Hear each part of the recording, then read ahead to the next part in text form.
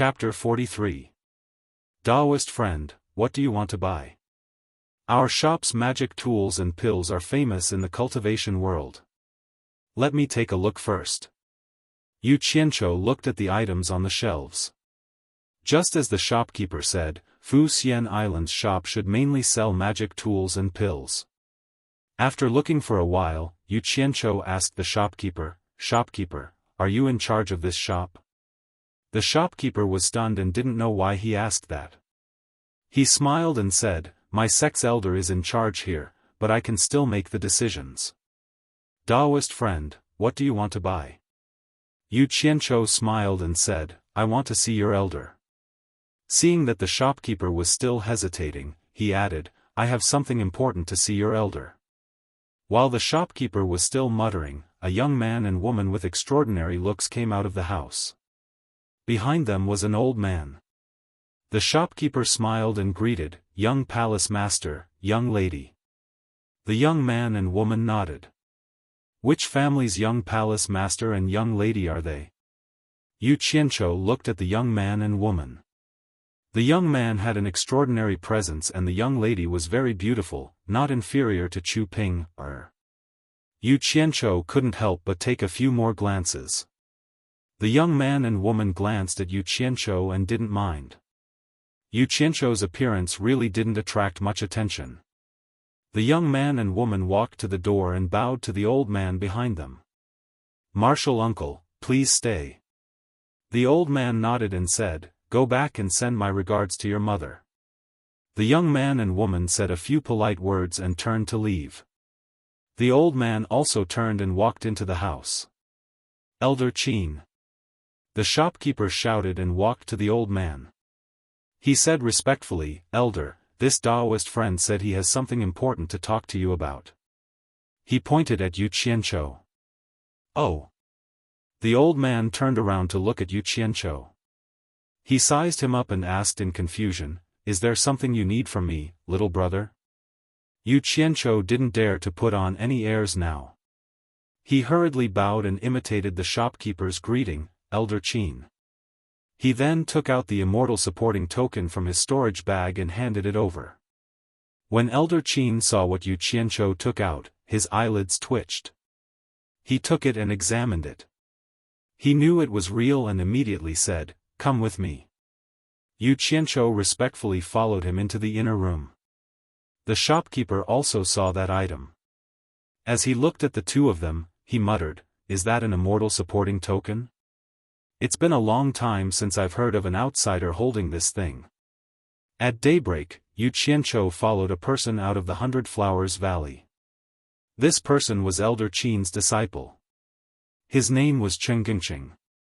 He was in charge of transporting things between Supporting Immortal Island and the 100 Flowers Valley. Today, he was ordered by his master to bring Yu Qianqiu back to Supporting Immortal Island. The two of them walked out of the 100 Flowers Valley's grand formation. Chenggingqing took out a small copper crane and threw it into the air after making a few hand seals. The copper crane grew with the wind and instantly turned into a big, lively immortal crane. It circled in the sky and slowly landed in front of the two of them. Chenggingqing jumped onto the crane's back and looked at Yu Qianqiu. He smiled and said, "Come on up." Yu Qianqiu immediately jumped on. The former made a hand seal and shouted, "Rise." The big crane cried and flew into the sky. Yu Qianqiu wasn't paying attention and was almost thrown down. The crane circled twice and found the right direction to fly south. The speed of the crane was very fast. When people stood on it, the wind resistance was very strong. It almost blew them off. However, no matter how bad Yu Qianqiu's cultivation was, he could still stand steadily when he circulated his power. Chenggingqing saw Yu Qianqiu's embarrassment and couldn't help but smile. He asked, "Is this your first time riding a flying magic tool?" "Yes, I've never ridden it before." Yu Qianqiu didn't know how to address him, so he could only answer directly. Chenggingqing seemed to know what he was thinking and said, "Since you came with the supporting immortal token, you will be a disciple of the same sect in the future." Our supporting Immortal Island isn't like other sects where there are generations of disciples. Seniority is determined by strength. Qi refining cultivators call foundation establishment cultivators martial uncles, and so on. I'm a core formation cultivator, but I can't see through your cultivation. I wonder what stage your cultivation is at. Why didn't this damn Guan Yu tell me before? Yu Qianzhou smiled bitterly. I'm Qi refining level 10, so I have to call you Martial Ancestor Cheng. He didn't expect that his seniority in Onquangsong was so high, but now he was someone else's disciple. You don't have to be embarrassed. This is a very normal thing in our supporting Immortal Island. Maybe I'm your martial ancestor today, but in 2 years, I might have to call you martial uncle. Cheng Gingqing smiled. Martial ancestor Cheng must be joking. How is that possible? Yu Qianzhou replied. Cheng Gingqing was also a person who was easy to talk to. The two of them chatted and laughed along the way. In his previous life, Yu Qianzhou took a plane and flew in the sky.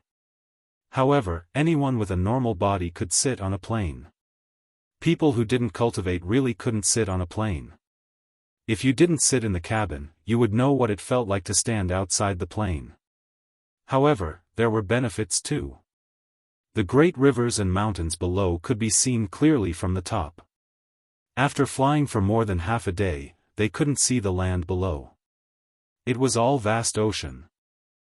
Yu Qianzhou knew that they were about to reach supporting Immortal Island. As expected, not long later, an island appeared on the surface of the ocean. The island was surrounded by clouds and mist. Cheng Gingqing smiled. Supporting Immortal Island is in front. When they flew closer, they realized that it looked like a small island from afar. However, when they looked closer, they couldn't tell how big it was. The red-crowned crane descended and its speed slowed down. When it was about to land, Cheng Gingqing sent out a finger seal from the depths of the clouds. The clouds opened up a path for the red-crowned crane to carry the two of them in. After passing through the clouds, Yu Qianzhou looked back. He couldn't help but click his tongue in wonder. From the outside, it looked like there were clouds, but from the inside, there was nothing. It seemed like this was a formation to protect the island. Looking down, the pavilions and terraces really gave off the feeling of a paradise on earth. As expected of the number 1 sect of the righteous path. The grandeur of these buildings was much stronger than that of Onquangsong. The red-crowned crane landed on a plaza.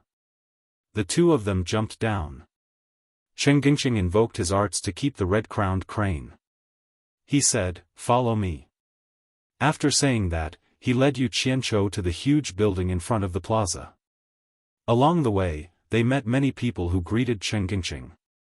Yu Qianzhou saw a huge building with 3 floors from afar. On the board of the first floor, there were 3 golden words, Peng Lai Pavilion. After Cheng Gingqing spoke to the guard at the door, he brought him into the building. Once he entered, Yu Qianzhou almost fainted. It was like entering a government office building in his previous life. Even though it was an ancient building. There was an empty main hall in the middle of the first floor. On both sides, there were many smaller halls. The smaller halls also had small signs hanging on them. For example, the service office, the defense office, the secular affairs office, the miscellaneous office. The signs in the corridors on both sides were unclear. He didn't know what was written on them, but it must be somewhere else. Yu Qianzhou shook his head. If it wasn't for this antique building, he would really suspect that he had traveled back in time. He followed Cheng Gingqing to the top floor of the 3rd floor and stopped in front of what seemed to be the largest room. Cheng Gingqing shouted from outside, "Disciple Cheng Gingqing requests an audience with the sect master." Yu Qianzhou raised his head and looked at the sign hanging above. Sure enough, it was the word, Sect Master. He really suspected that the guy who made these things was also a time traveler. "Come in." A majestic voice came from inside. This feeling was 2F*King familiar. Yu Qianzhou felt his teeth aching. He secretly muttered, I wonder what rank the sect master is. Governor? Mayor? Or county head? Chen Gingqing pulled him, who was in a daze. Chapter 44. The sect master of the supporting immortal island, Feng Xiangtian, had already reached the middle stage of the tribulation. He had been in charge of the righteous Tao's number 1 sect, the supporting immortal island, for more than 100 years. At this moment, he was sitting upright in the sect master's room on the top floor of Penglai Pavilion. Accompanying him were a few elders of supporting immortal island. The few of them were quite worried about the current situation of the cultivation world. Ang Kuangcang had consecutively eradicated several demonic sects within a year, completely breaking the balance between the righteous and demonic sects that had been maintained for hundreds of years. His strong rise had stirred up the entire cultivation world into a state of unrest. Some of the weaker righteous sects had been repeatedly attacked by the demonic sects, and more people from the righteous and demonic sects were involved. It seems that chaos in the correction world is unavoidable. Although my supporting immortal island is the number 1 sect of the righteous Tao, I'm afraid that we will also be implicated. We need to prepare early. Elder Fei, Elder Guan, and Elder Huang, the 3 of you are in charge of the 10,000 Fragrance Garden, the Alchemy Pavilion, and the Smithing Pavilion. It is very important for our sect to deal with this calamity. All kinds of elixirs and magic tools must be prepared. Once the chaos implicates our supporting immortal island, we must not tarnish our reputation as the number 1 sect of the righteous path. I reckon that after the chaos, the entire cultivation world will be ranked again according to strength. Our sect's reputation as the number 1 sect of the righteous path has been maintained for more than 1,000 years. We will not allow it to be destroyed in our generation. Feng Xiangtian had a dignified appearance to begin with. When he spoke, his eyes shone brightly as he glanced at the 3 elders. We will do our best. The 3 elders said in unison. However, when Elder Fei, who was in charge of the Myriad Fragrance Garden, said this, she seemed to lack confidence. Feng Xiangtian looked at him and asked, Elder Fei, do you have any difficulties? If there is, then don't say it now. This matter concerns the rise and fall of the sect, and we absolutely cannot be careless. Otherwise, if anything goes wrong, we will become the eternal sinners of the sect. Elder Fei looked at the 2 elders beside him and said with a bitter smile, there are indeed difficulties. It was true that the 10,000 Fragrance Garden was the largest spiritual herb garden in the world, but there weren't many spiritual herbs that could be used to refine high-quality pills. Not only did good spiritual herbs grow slowly, but it was also harder for them to survive. Once Elder Guan's Alchemy Pavilion increases its consumption, I'm afraid that it will really not be able to make ends meet. As soon as he finished speaking, Elder Guan, who reeked of medicine, stood up and shouted, Fei, what do you mean by that? Could it be that you want my Alchemy Pavilion to reduce the amount of spirit grass used? Don't even think about it. Elder Fei did not get angry even after being rebutted by Elder Guan. He only smiled bitterly and shook his head. Elder Guan's temper was famous in supporting Immortal Island.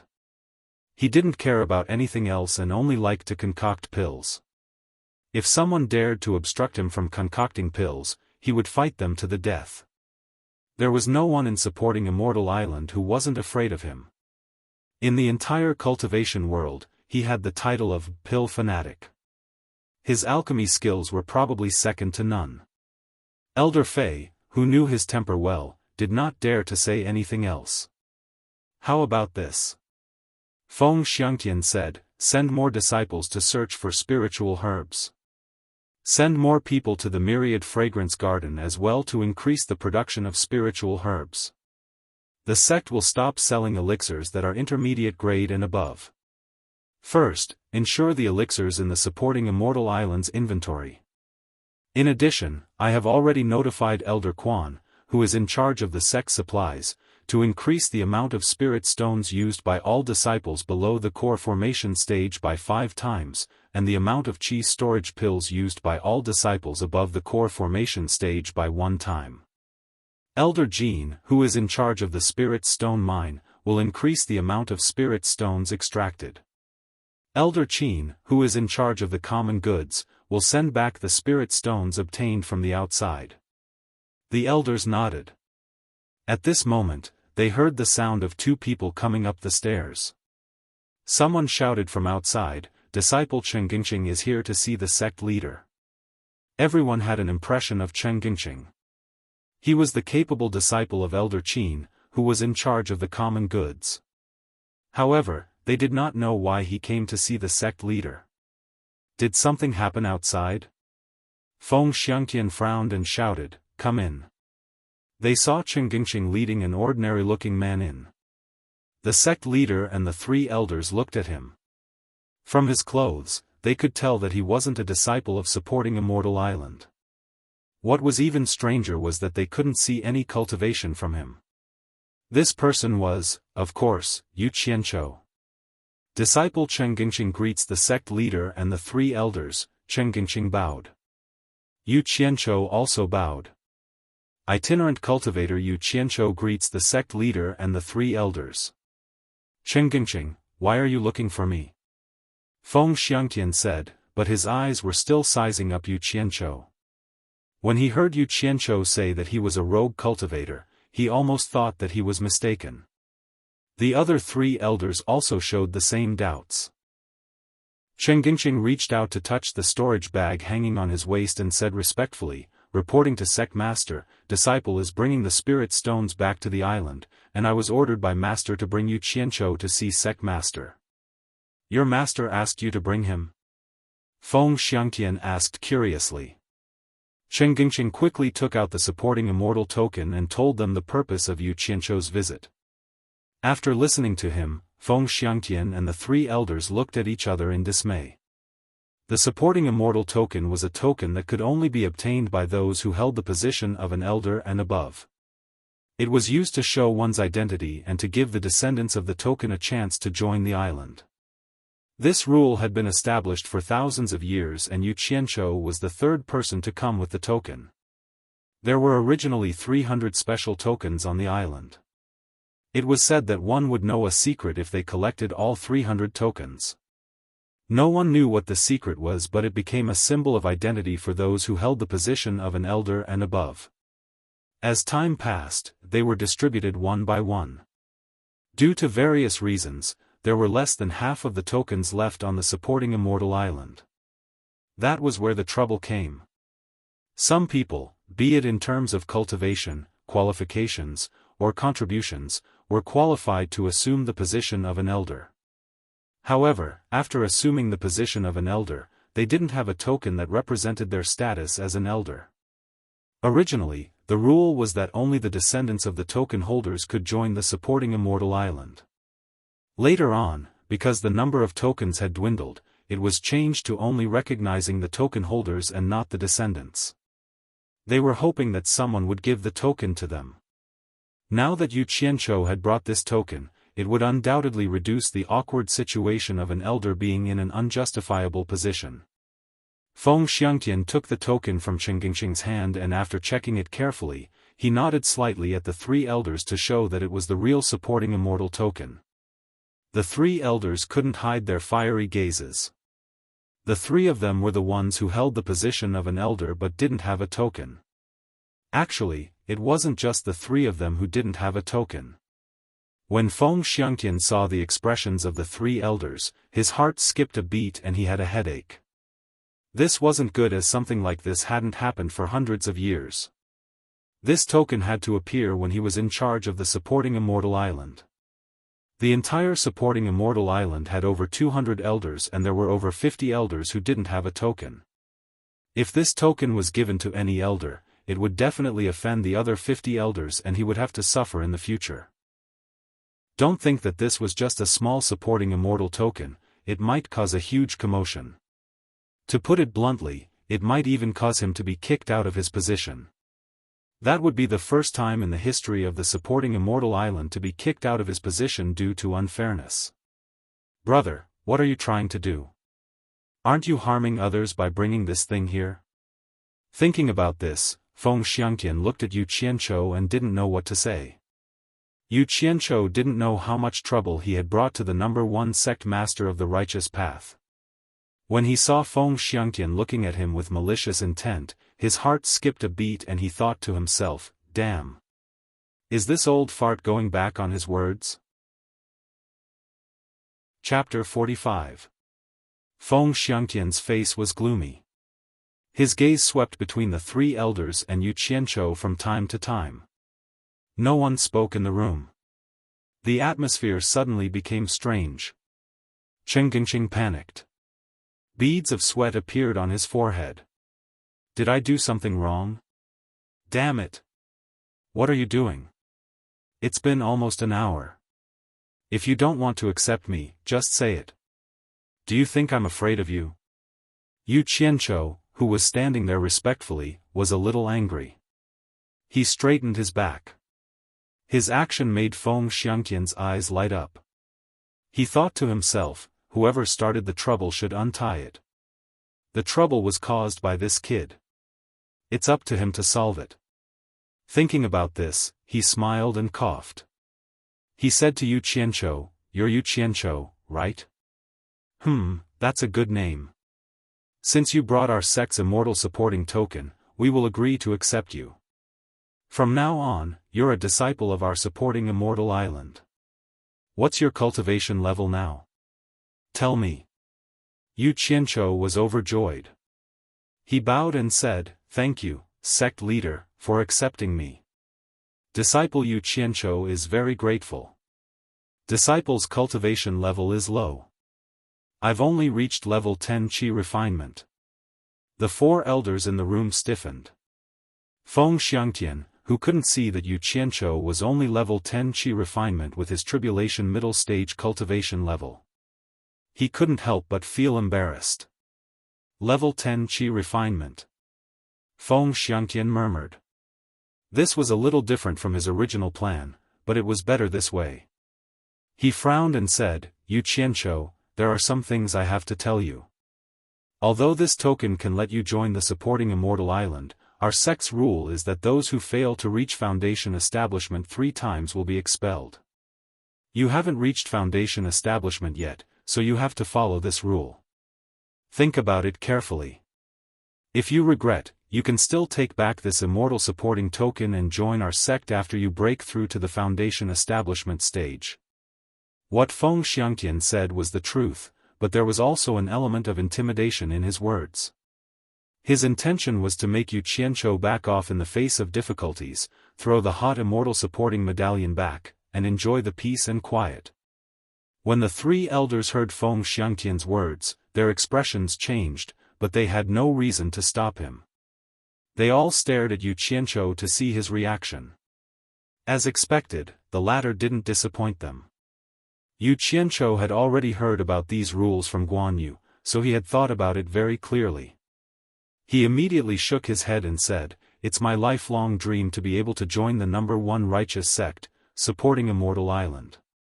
Since I'm already here, I won't regret it." "That's good."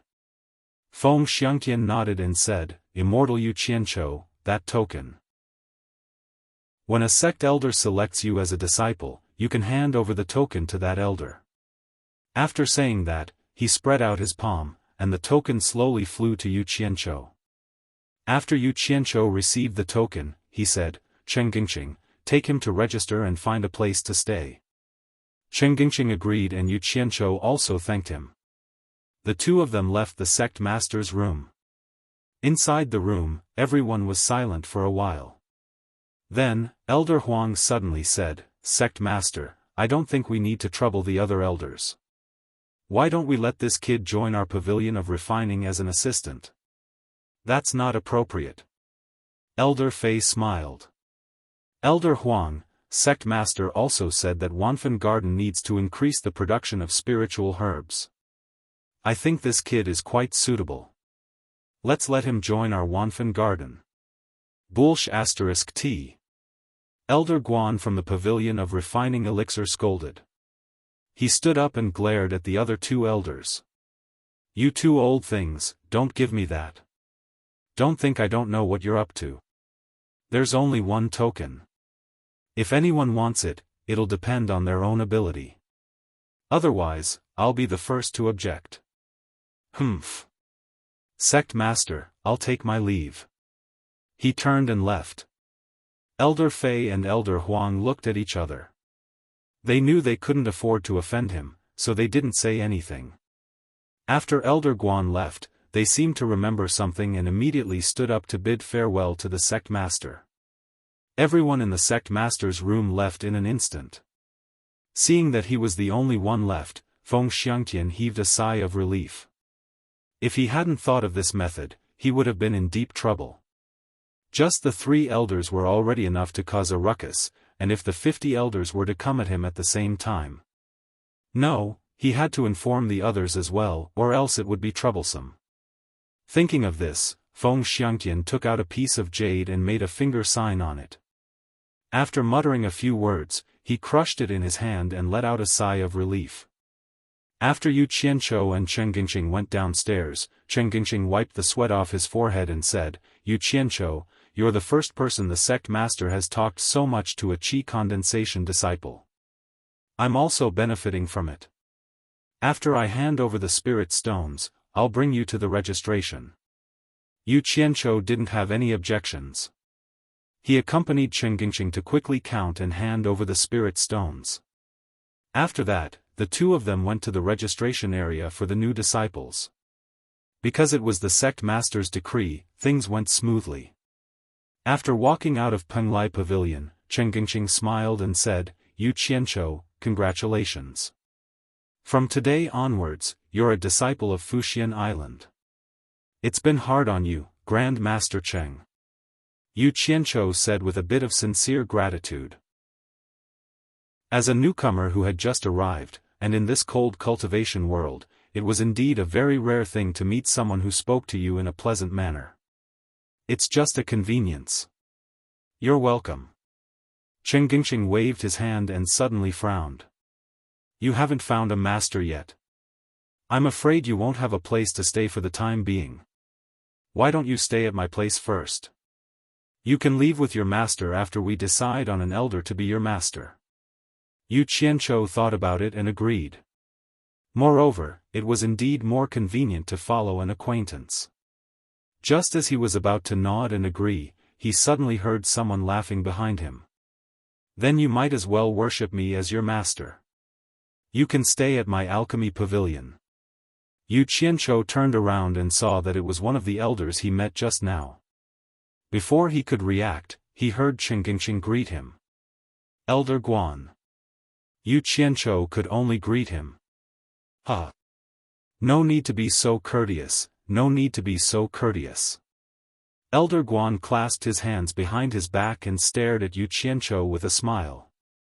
He walked around him twice as if he was looking at a treasure. The latter shuddered under his stare. He only knew that Elder Guan was an elder but did not know what he did.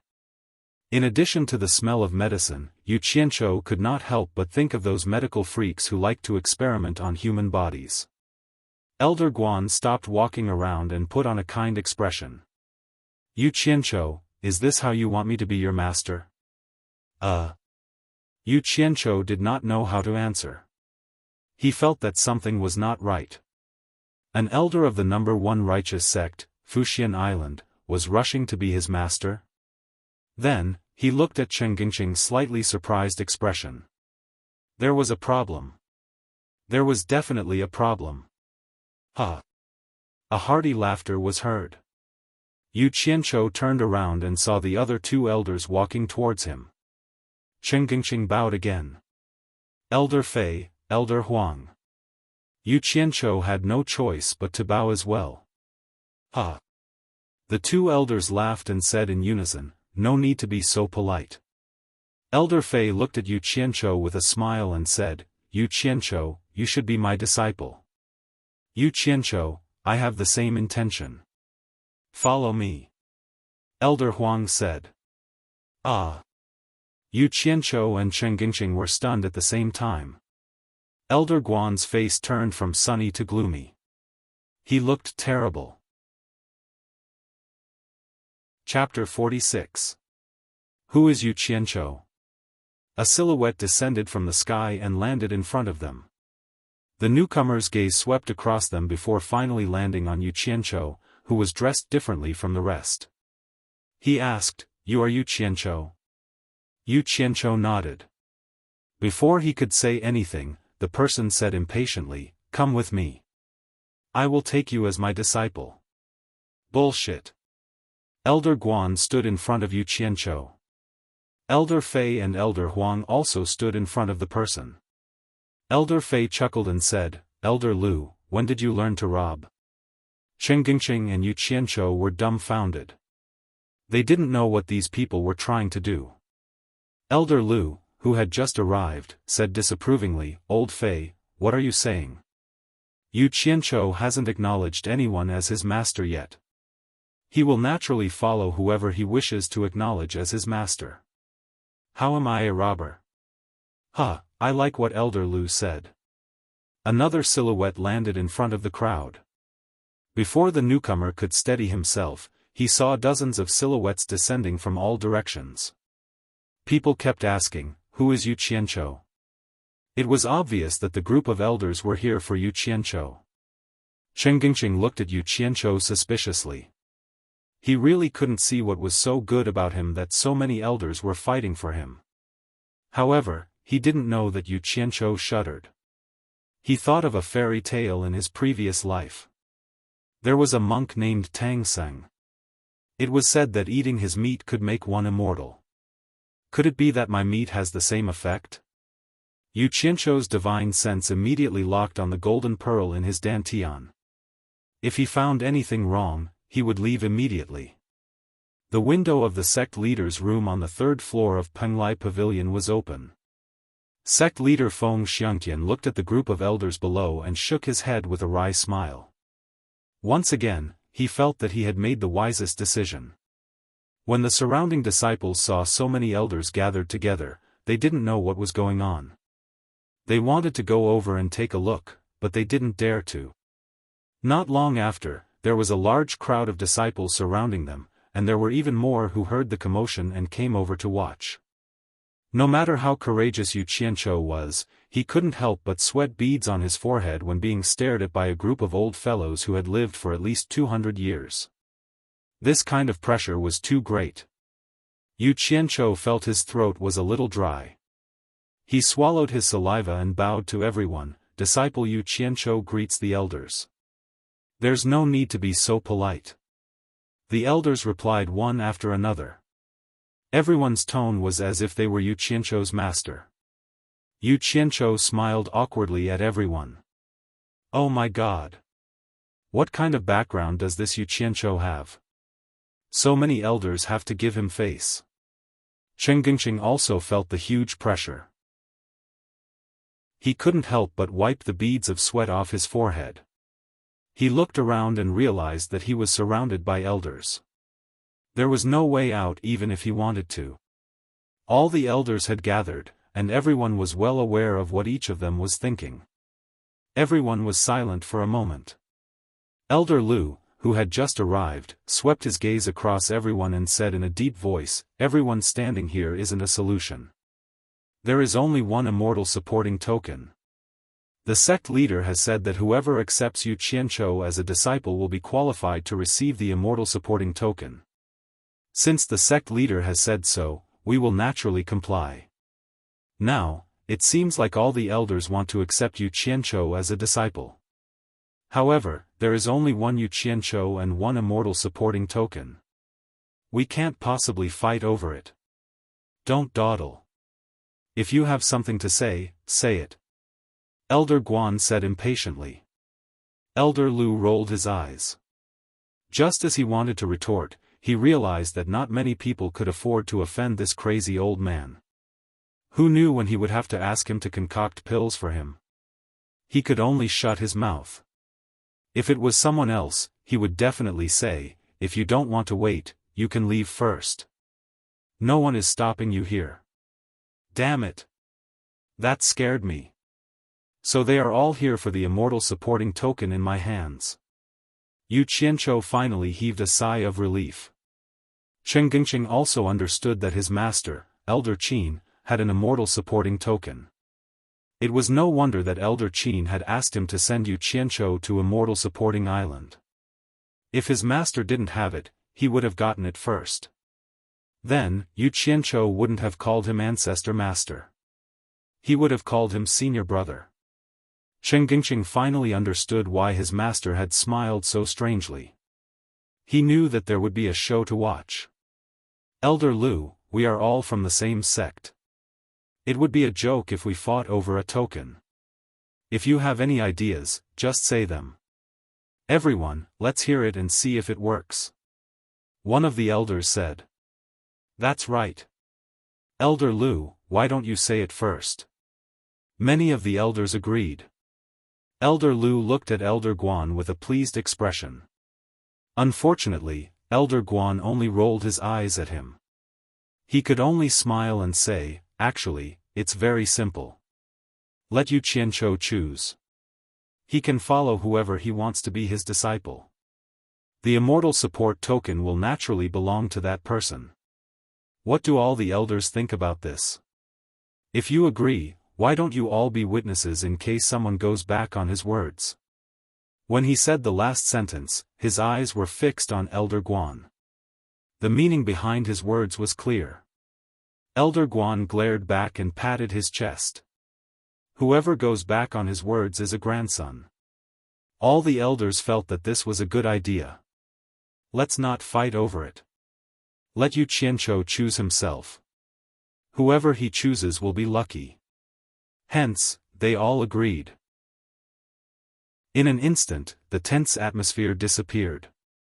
Everyone's eyes were fixed on Yu Qianzhou. Elder Lu said to him, Yu Qianzhou, you heard everyone's words. You can find whoever you think is suitable to be your master. No one is forcing you. Don't worry and don't be afraid. Chen Gingqing glanced at the fiery gazes around him. He looked at Yu Qianzhou with sympathy. He thought to himself that no one was easy to choose. This matter offended too many people, and not just any ordinary person, but all the elders. TSK. What's there to be afraid of? Yu Qianzhou, who was bowing respectfully to the elders, gradually straightened his back. He glanced at the sect leader at the window on the third floor of the Penglai Pavilion. Now he understood why the sect leader tried so hard to return the fairy supporting token to him. He knew that there would be trouble. The elders looked at him with kindness, dignity, and love. In short, all of their gazes conveyed the same message. I am the master you should choose. Yu Qianzhou felt his scalp tingling. Elder Guan's eyes were clearly threatening him. It was as if he was telling him, young man. If you don't choose me as your master, I will teach you a lesson. What is going on? I am new here. I can't afford to offend any of them. Yu Qianzhou looked at the sect leader at the window again. Feng Xiangtian seemed to have seen his pleading eyes. He disappeared behind the window and muttered with a bitter smile, young man, don't blame me. It is better for you to offend them than me. Damn! Why did I go in the opposite direction? They are begging me. Why should I be afraid? Yu Qianzhou suddenly realized what was going on when he saw the expectation hidden in the elders' expressions. Chapter 47. Thinking about this, he nervously said, this disciple has just arrived and doesn't know much about the elders. How about? The elders' eyes lit up, but they didn't hear anything else. Elder Lu smiled and said, just say what you want to say, no one will blame you. When he said this, his smile was very kind. Yu Qianzhou saw that the elders nodded, so he put on an awkward expression and said hesitantly, I don't know what abilities the elders have, but I want to pick one that suits me. As he said this, his voice became very low. As soon as he said that, the elders who had gathered together immediately became lively and introduced their own abilities one after another. A group of disciples gathered outside didn't know what the elders were doing. It felt like they were selling things in a market. The disciples all looked at each other. This elder's cultivation has reached the early stage of tribulation passing. It's not a problem for me to be the master of a little child like you. Humph. There are a few who haven't reached tribulation passing. It would be a pity if I don't find a disciple to inherit my extraordinary spells. How many people below the nascent soul stage can use that spell of yours? You Qianqiu, come to my refining pavilion. I'll refine a few high-quality magic tools for you to defend yourself. It'll be very worth it. Yu Qianqiu appeared to be very respectful on the surface, but when he heard the elders boasting without regard for their status, his heart was filled with joy. These elders might be famous people in the cultivation world, but when they were gathered together, they were no different from mortals. This was probably the case of rare things being expensive. If there were too many of them, they would naturally depreciate. After listening respectfully for a long time, he didn't find many people with special abilities. Everyone talked about how high their cultivation was, how powerful their magic treasures were, and how many demonic cultivators they had killed. But this wasn't what he wanted. No matter how high their cultivation was, it didn't matter to him. Cultivation couldn't be transferred to him. So what if a magic treasure was powerful? He didn't even have the strength to fly on a sword. Even if a magic treasure was given to him, he wouldn't be able to use it. And those people who were proud of killing people were simply perverts. Don't they know that what I want the most is someone who can help me reach foundation establishment? Speaking up to here, Yu Qianqiu himself was not very clear. At present, in the cultivation world, there was probably no one who would dare to say that they would be able to help someone successfully reach the foundation building realm. At best, they could only say that they would give you a few foundation building pills, or give you some guidance during the foundation building realm, or provide you with some foundation building experience. Furthermore, the conditions of Fuxian Island's disciples were much better than those of other sections. Although foundation establishment pills were quite precious, every disciple had 3 chances to reach foundation establishment. On the contrary, it was harsher than other sections. Those who failed 3 times would definitely be chased out of the supporting immortal island because such disciples had almost no future in terms of cultivation. Therefore, there was no elder who dared to say that they would definitely help you reach foundation establishment. As long as someone dared to say that, they would immediately be ridiculed by others. No matter how he listened, only the words of the 3 elders, Fei, Guan, and Huang, that he had seen in the sect master's room, moved Yu Qianqiu a little. Elder Fei was in charge of the myriad fragrance garden. Some of the spiritual herbs in the garden were priceless treasures. If Elder Fei were to become his disciple, he would be able to obtain the spiritual herbs on the pill recipe Jade Archive.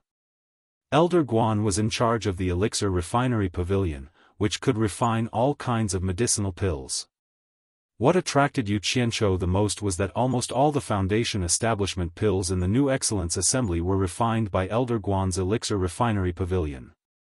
Elder Huang's elixir refinery pavilion was famous throughout the cultivation world. The transcendent artifacts refined by them were even heard of in Onquangceng. A good transcendent artifact was no less valuable than a cultivator's life. Yu Qianqiu had personally witnessed the might of transcendent artifacts in the spirit stone mine in Onquangceng. It was much more powerful than when he used a saber to slash people. He was still shocked to this day. He had already preliminarily determined that the master he wanted to choose would be one of these 3.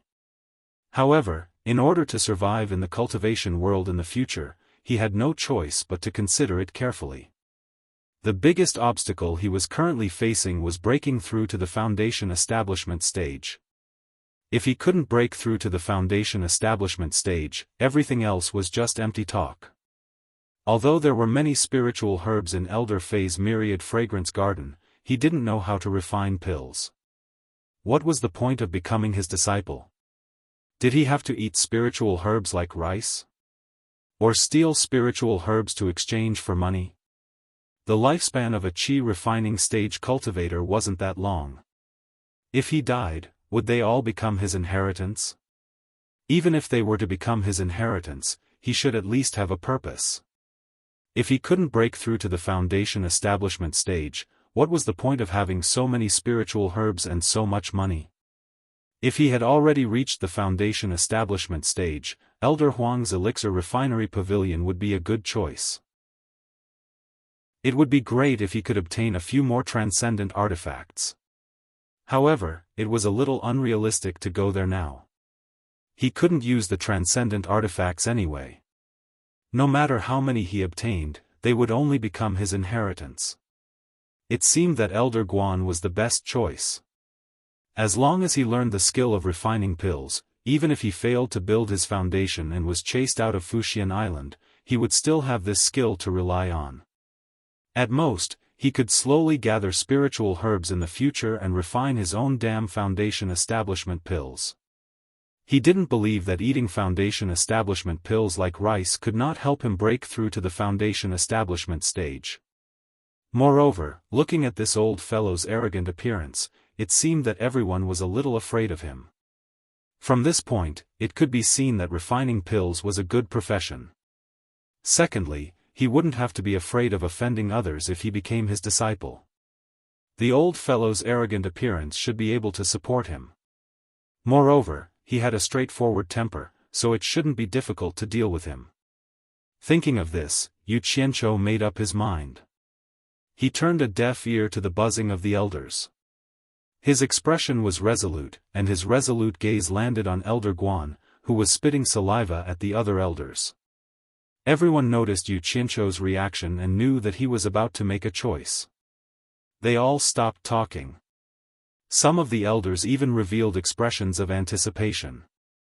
All of this is F*King Bulsh***T, Standing in front of Yu Qianqiu with his back facing him, Elder Guan was cursing to his heart's content. Suddenly, he noticed everyone's reaction. Turning around, he saw Yu Qianqiu looking at him. At this moment, the world-famous Dan addict couldn't help but feel a little nervous. Who the token would belong to depended on Yu Qianqiu's words.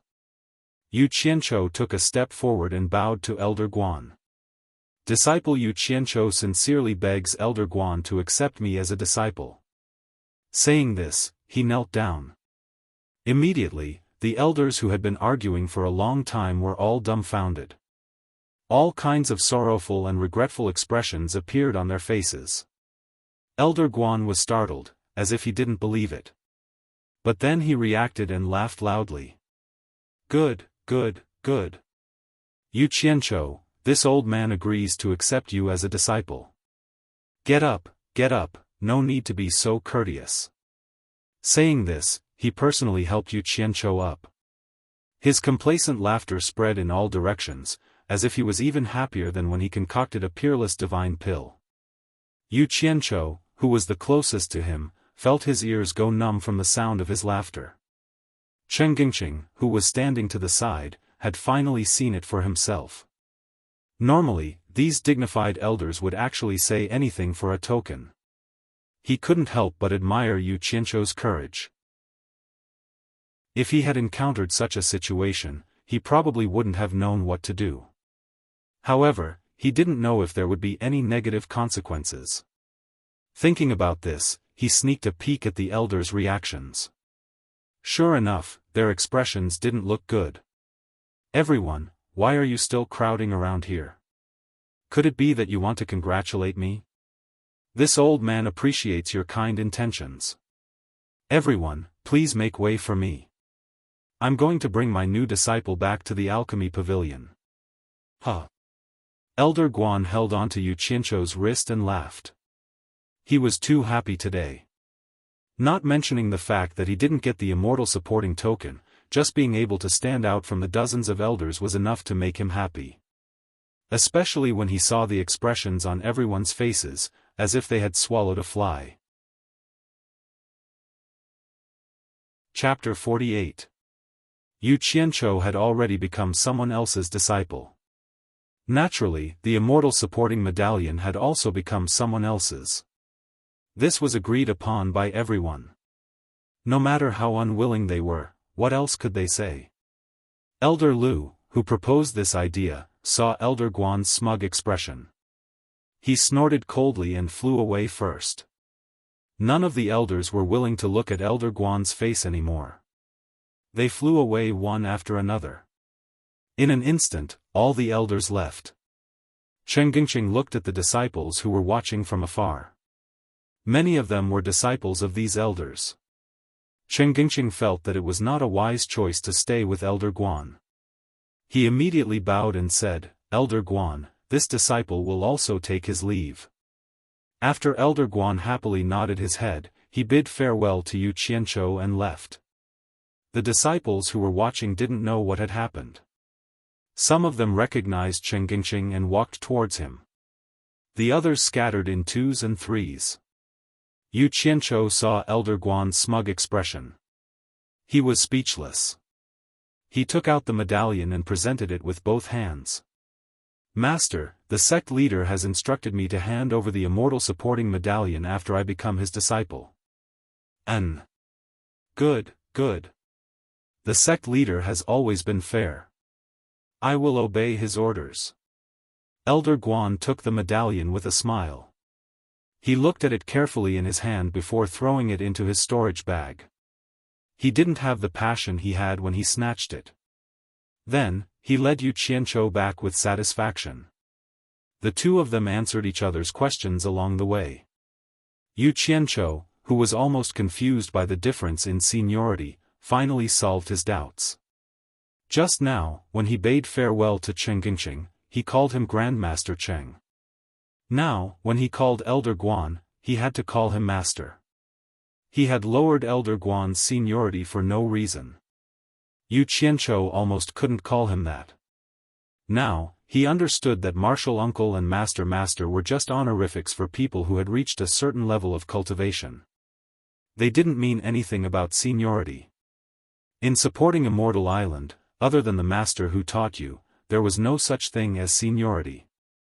As long as your cultivation surpassed others, others would have to address you as Martial Uncle or Martial Ancestor.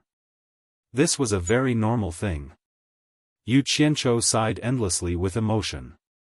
Don't be fooled by the messy name of the island of supporting immortals. It imperceptibly contained a competitive mechanism, and it had the meaning of the capable rising up and the incapable falling down. In addition, there was a rule that those who failed to reach the Foundation establishment realm 3 times would be expelled from supporting Immortal Island. It was a complete elimination system. Even if those who remained were not geniuses, they were elites.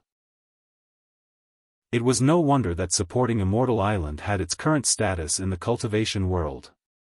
From today onwards, he will be a disciple of supporting Immortal Island's Pill Refinement Pavilion. Elder Guan's full name was Guan Weiwu.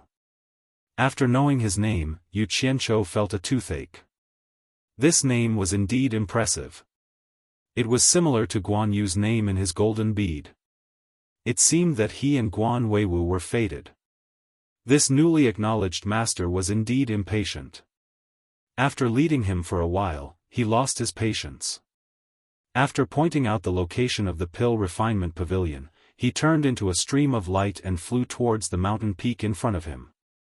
Yu Qianzhou had long heard of the Pill Refinement Pavilion's fame in the cultivation world. It was built on the highest mountain range of supporting Immortal Island.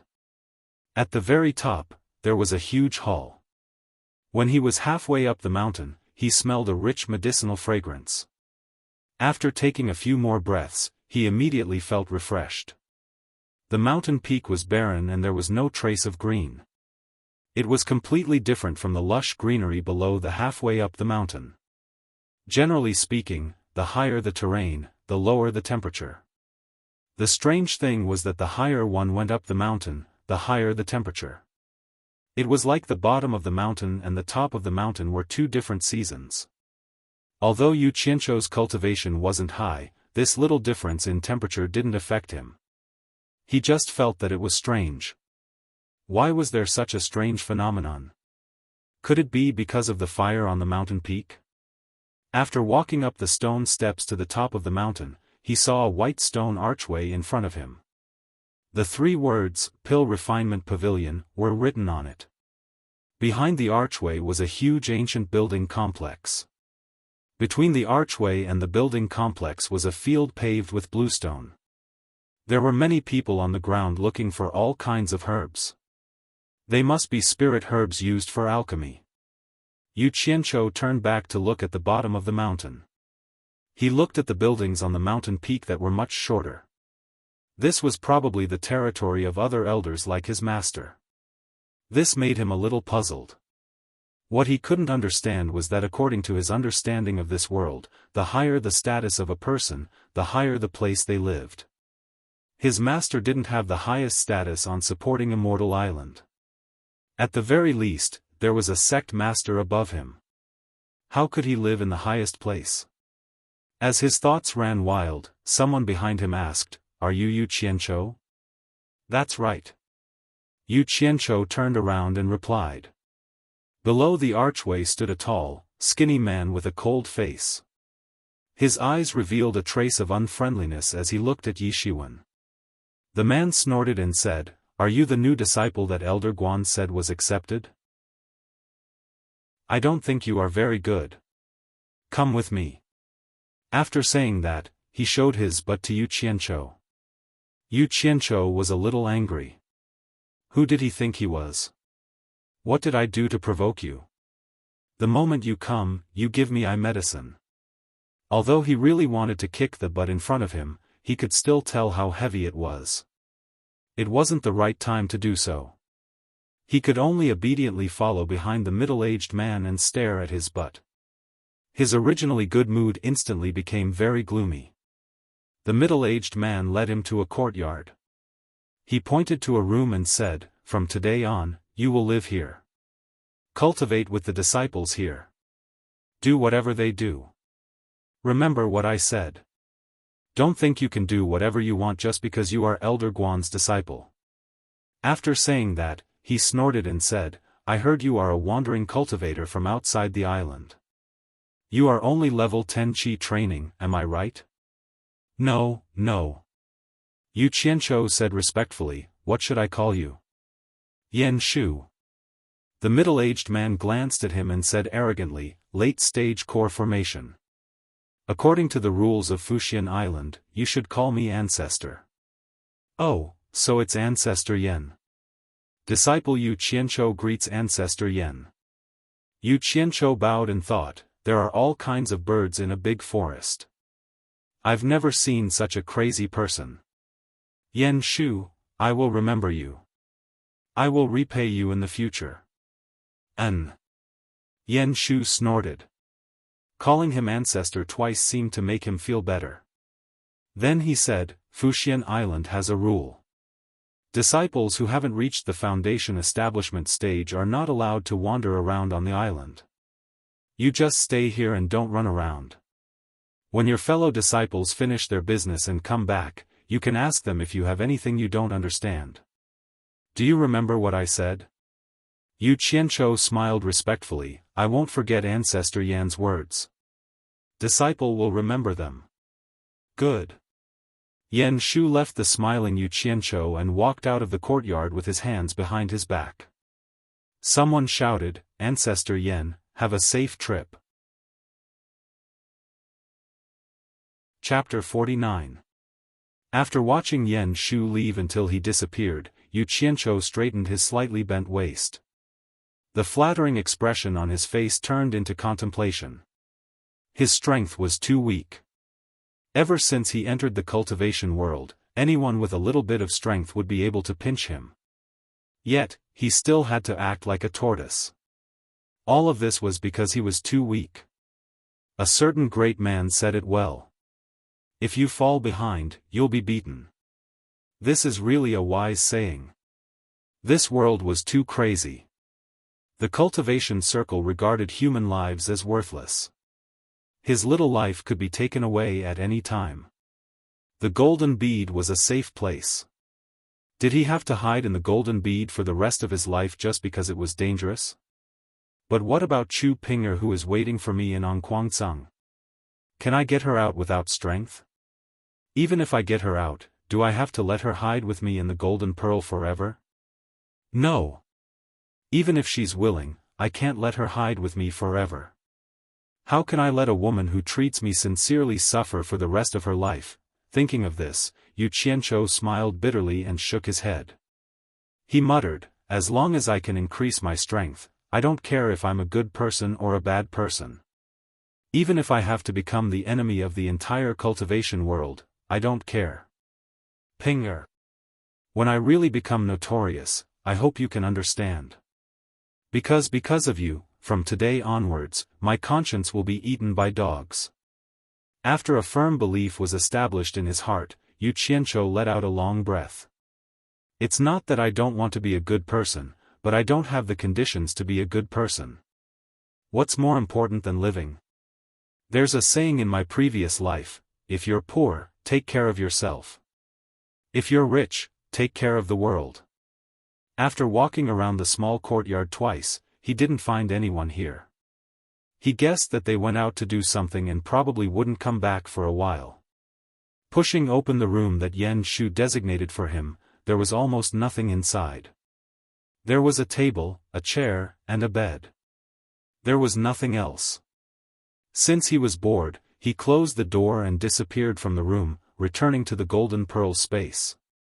The young cultivator who was hugging a spirit stone and absorbing it was the person he kidnapped from 100 Flower Valley. Yu Qianzhou looked at him and smiled. What's your name? Hearing someone speak, the young cultivator sitting cross-legged slowly opened his eyes. When he saw Yu Qianzhou standing in front of him, his expression immediately changed. He jumped up and shouted, "You thief, let me out." With that, he charged at Yu Qianzhou as if he was going to fight to the death. Yu Qianzhou smiled and shook his head. Within the golden bead world, he was the one in charge. Probably no one could do anything to him. Even the white fox could only stare at him helplessly, let alone this young cultivator with a shallow cultivation. Just as he was about to dodge, the young cultivator who was rushing forward suddenly screamed. He held his head with both hands and fell down, rolling on the ground in pain. Yu Qianzhou was stunned for a moment before he understood what was going on. He had seen this phenomenon on Guan Yu before. It was the sign of being controlled by someone after their natal Yuan Shen was forcefully extracted. In the golden bead space, only the white fox could do this. Closing his eyes to sense the golden bead world, the location of the white fox and Guan Yu appeared in his mind. Yu Qianzhou's figure disappeared and reappeared in the white fox's garden. Seeing Guan Yu holding a bag and taking out a handful of seeds to sow on the plowed land with the white fox guiding him, Yu Qianzhou couldn't help but laugh. Guan Yu was really lucky to have such a beauty accompanying him to farm. "Sister, are you planting flowers again?" Yu Qianzhou smiled. The white fox didn't even raise her head. Instead, Guan Yu stopped what he was doing and said, "Yo, Boss Yu is here. Did supporting Immortal Island accept you?" The white fox probably didn't like his nagging, so she glared at him. Guan Yu smiled embarrassedly and took out the seeds to continue planting his flowers. Then, she looked at Yu Qianzhou and frowned. "You joined supporting Immortal Island again?" From her tone, it seemed that she didn't like people who joined other sections. "Ha! Yes." Yu Qianzhou originally wanted to ask Guan Yu about supporting Immortal Island, but he heard the unhappiness in the white fox's words. He changed the topic and said, "Sister, you guys go on with your work. I still have something to do." Before the white fox could say anything, he disappeared and reappeared in front of the young cultivator. The young cultivator was sitting on the ground with a pale face. Yu Qianzhou asked again, "What's your name?" The young cultivator replied dispiritedly, "Chen Feng." Yu Qianzhou said with a smile, "Chen Feng, how many spirit stones can you earn by setting up a stall in a day? Look behind you, there are so many spirit stones that you can't use up. Use them however you want. Don't be half dead, get yourself together. Isn't it just having your natal primordial spirit taken away? You will get used to it after a long time. If you don't believe me, you can go to the flower garden over there. There is a guy called Guan Yu there, and his natal primordial spirit was taken away just like you. Look at how comfortable he is now, he has beauties to plant flowers with him every day. Hearing the word beauties, Chen Feng shuddered. He remembered the day he came in. When he was making a fuss, a woman as beautiful as a fairy suddenly appeared. He had never seen such a beautiful woman before, and he couldn't help but be mesmerized. Who knew that the woman would grab his head without saying a word and take away his natal primordial spirit? The pain that came from the soul made people shudder. Seeing that he was still in a daze, Yu Qianzhou touched his nose and said with a smile, "Don't think too much. From the day you came in, you were destined to follow me. There are only benefits to following me. If you have time, improve your family's talisman-making skills. Who knows, I might need it someday. If you need any materials, let me know the next time I come. Sigh. I'm very busy, so I won't talk anymore. Think about it." After saying that, he disappeared, leaving the absent-minded Chen Feng still sitting on the ground. It was unknown whether he had heard what was said or not. Just as he returned to his room, he heard someone approaching from outside the courtyard. He opened the door and went out. There were 3 young people walking in. When the 3 saw Yu Qianzhou, they were stunned. After looking at each other, one of them opened his mouth and asked, "You are Yu Qianzhou?" "That's right." Yu Qianzhou was a little surprised. He asked, "How does this fellow Taoist know my name? I wonder who these 3 fellow Taoists are." "Huh. So you really are Yu Qianzhou? Your name has spread all over Fuxian Island today. A Fuxian order almost caused a dozen elders to fight. TSK. I heard you are also level 10 Qi refinement and have Elder Guan as your master. I guessed you would also be assigned to our courtyard." "Huh. The 3 of us are also level 10 Qi refinement. My name is Ling Feng." He then introduced the people on his left and right. "This is Bei Zi, and he is Xian Ping. So it's 3 senior brothers." Yu Qianzhou bowed, but in his heart, he was wondering why these 3 people's names felt so weird. Ling Feng laughed brightly. "I don't dare to call you senior brother. Putting aside the fact that you are Elder Guan's disciple, the 3 of us can't see through your cultivation. I'm afraid we will have to call you senior brother." "That's right." Bei Zi on the left agreed. "Normal people don't have the chance to enter our courtyard. Since we are here, we are brothers. Xian Ping, can you share the good wine you've hidden with everyone?" "Okay." Xian Ping said expressionlessly. Yu Qianzhou was slightly startled. He thought that Xian Ping didn't want to take the wine, so he quickly smiled. "No need to trouble brother Xian. I have wine here. I promise you 3 can drink to your heart's content." As he said this, he reached into his storage pouch. When he was at the pillar of the general's residence, Shi Xiaotian gave him a lot of good wine. "Wait!" Xian Ping shouted and coldly said, "You are the guest." He then walked towards a room. The meaning behind his words was that you are the guest, and there is no reason for a guest to greet the host. Yu Qianzhou's hand froze. He didn't know what to do. Ling Feng smiled. "Brother Yu, don't mind him. Xian Ping always speaks like this. You will know after spending a long time with him that he is cold on the outside but warm on the inside. His words are harsh but he doesn't mean any harm." Yu Qianzhou felt relieved, but Bei Zi stared at the storage pouch on his waist. She clicked her tongue. "Brother Yu actually has a storage pouch. I have been on Fuxian Island for so many years, but I don't think I have seen a qi condensation cultivator with such a thing. This is good. I'm afraid it can't be bought with even a top-grade spirit stone, right?" Ling Feng's eyes were filled with envy. Xian Ping, who came out with a big jar of wine, also said, "Good stuff. Since you like it, I will ask Master Chen Gingqing to bring 3 for you the next time I meet him." Yu Qianzhou was often a stingy person, but he was always generous when it came to making friends.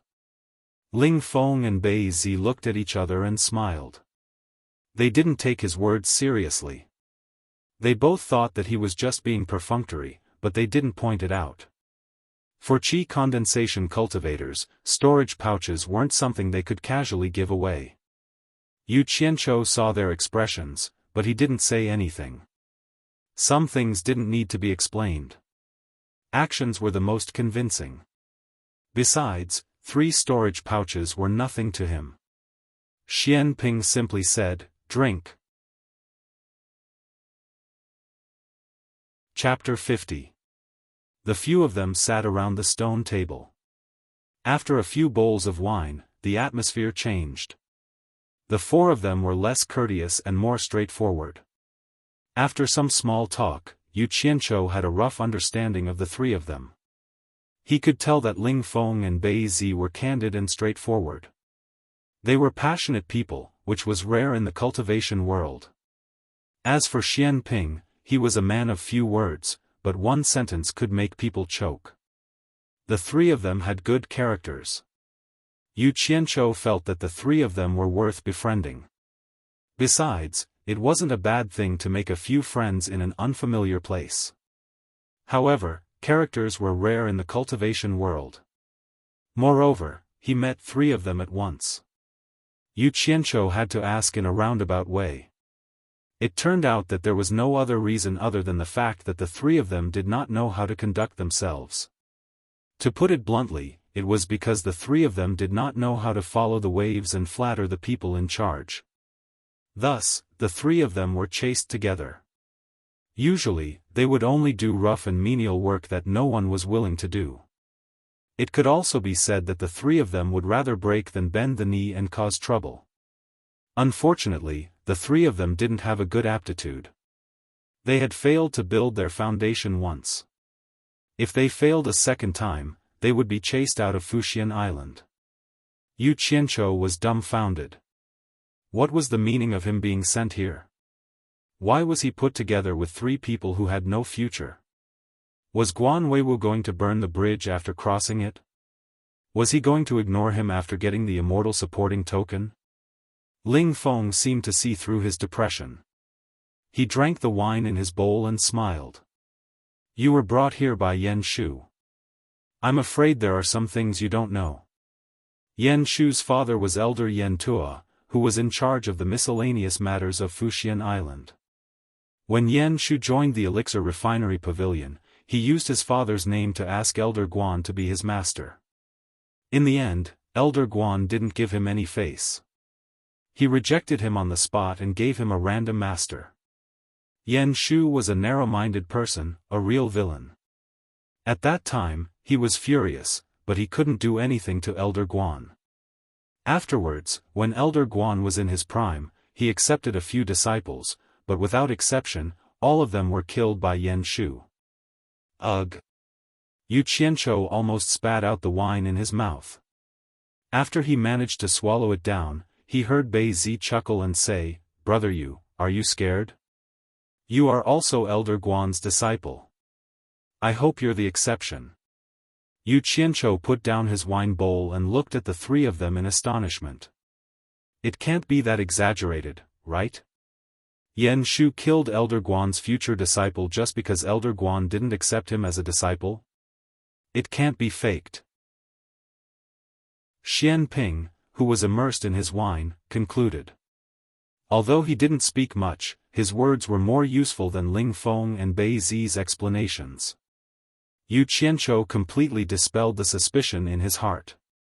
He asked reluctantly, could it be that Elder Guan doesn't even care about his own disciple being killed? Bei Zi chuckled again.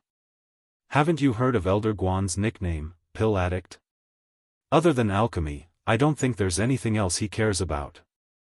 He even forgot about the disciple he accepted today the next day. Do you think a master like this can be relied on? Xian Ping, who was pouring wine, shook his head and said, he can't be relied on. Yu Qianzhou was speechless. There was such a muddle-headed master. Why did he have to meet him?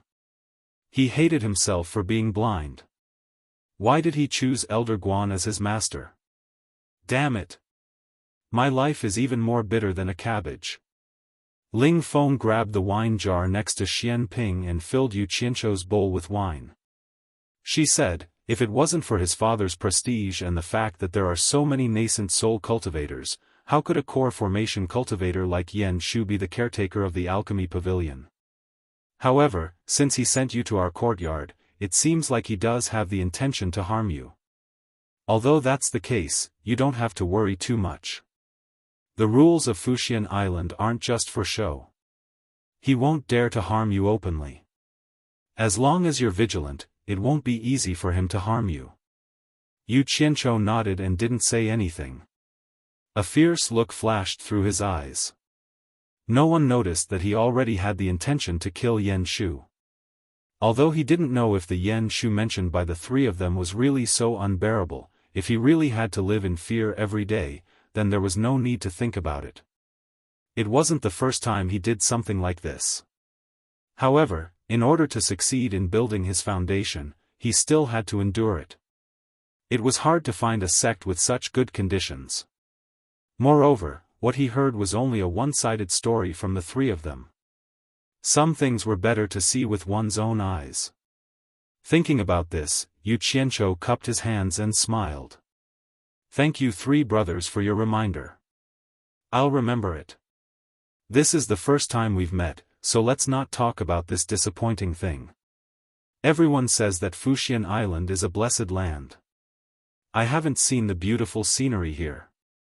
I wonder if the three brothers can take me there to see it? Xian Ping shook his head. No. Yu Qianzhou was startled.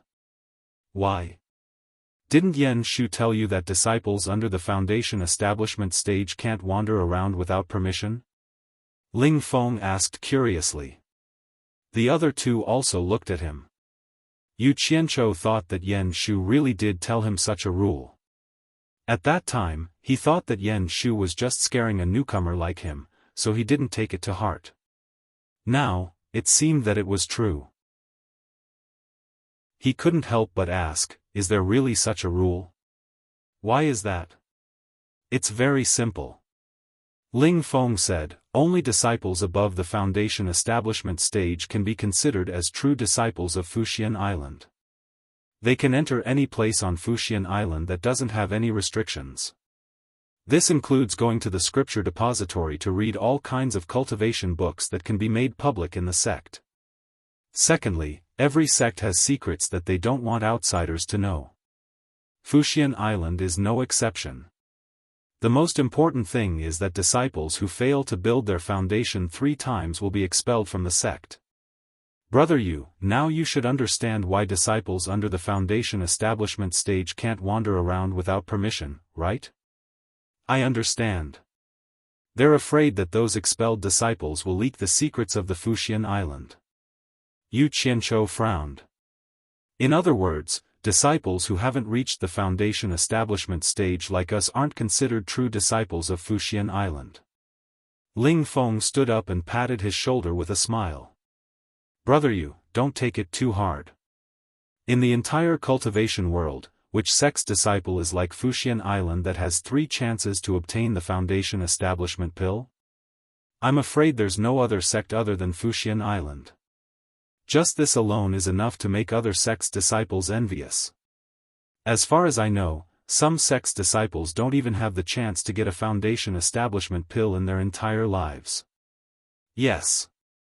Bei Zi nodded. I've thought it through. If I fail 3 times and get kicked out of Fuxian Island, I have nothing to say. The chances are the same. I can only blame myself for being inferior. Me too. The taciturn Xian Ping also agreed.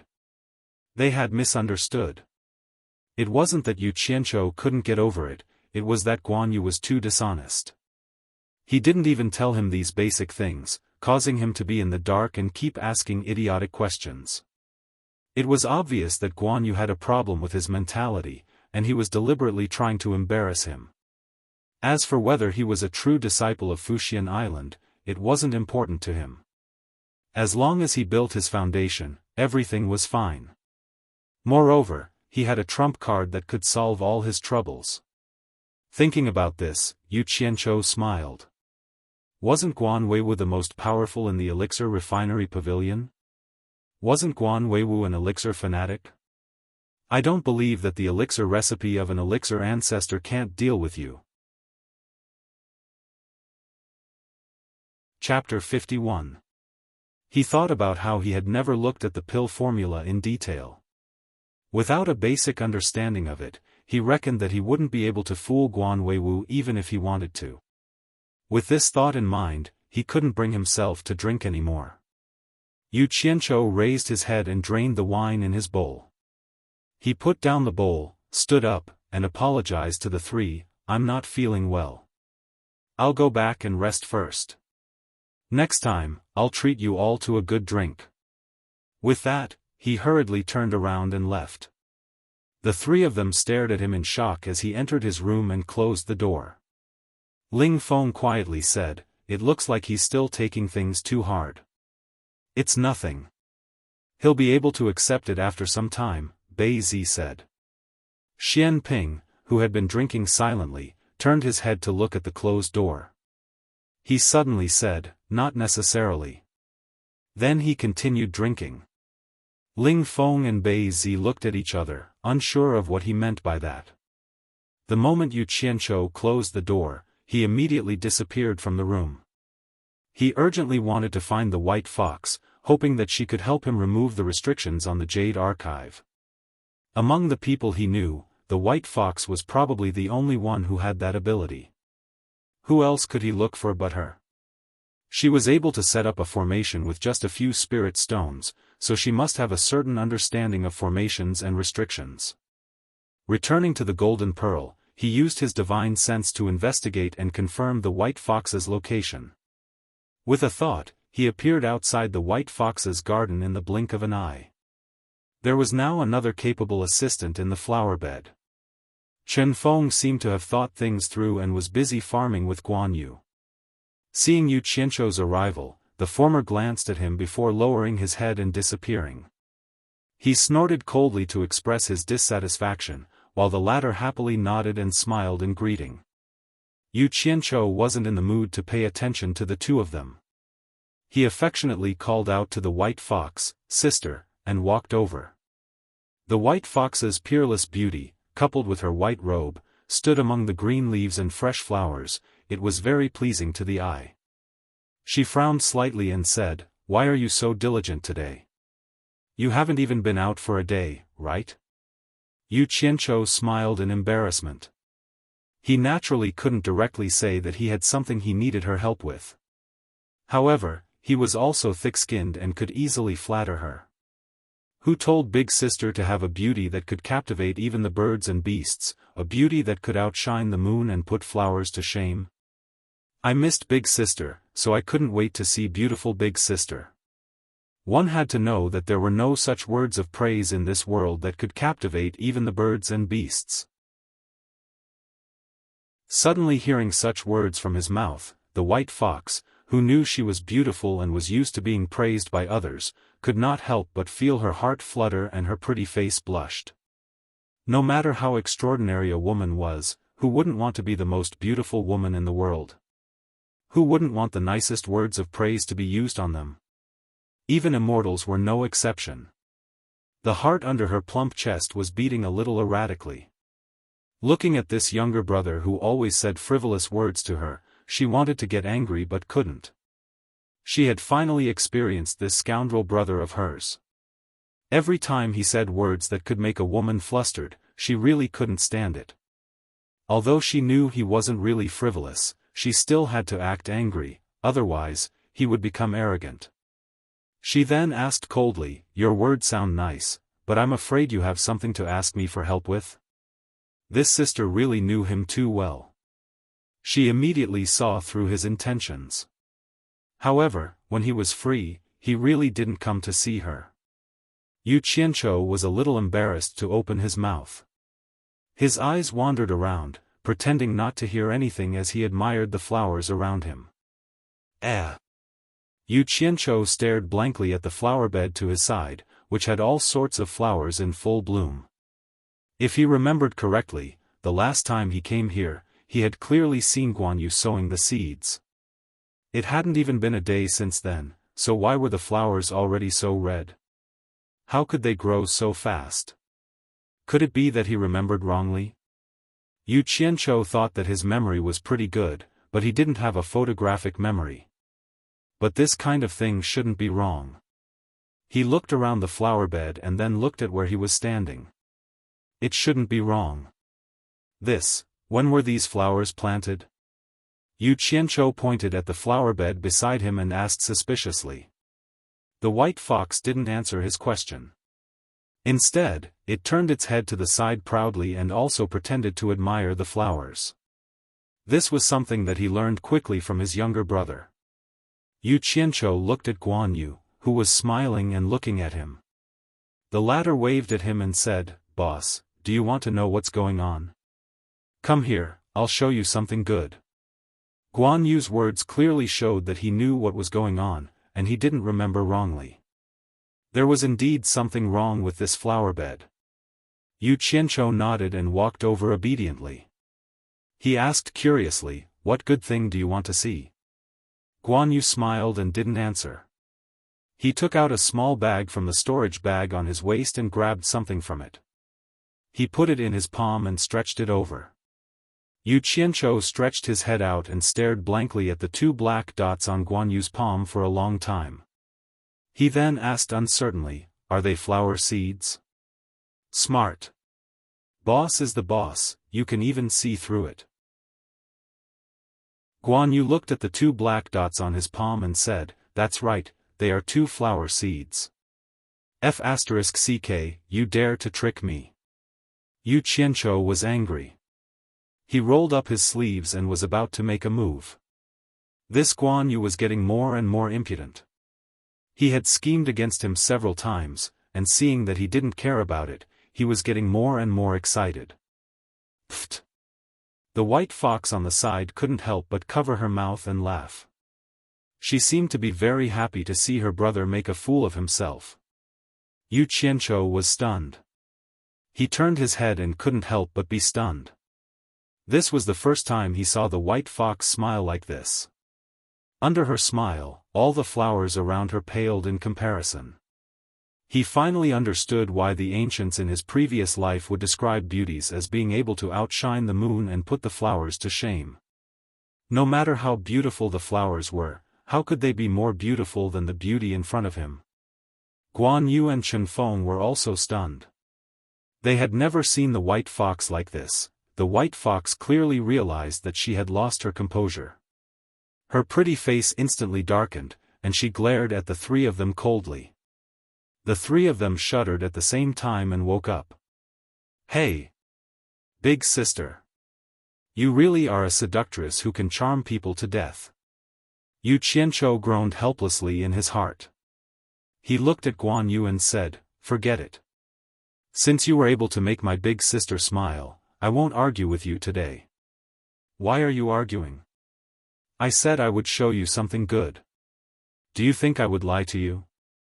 Guan Yu said tit for tat. He then held the seeds in his hand and said, "Look carefully." After saying that, he squatted down and dug out two small holes in the soft soil that had been loosened.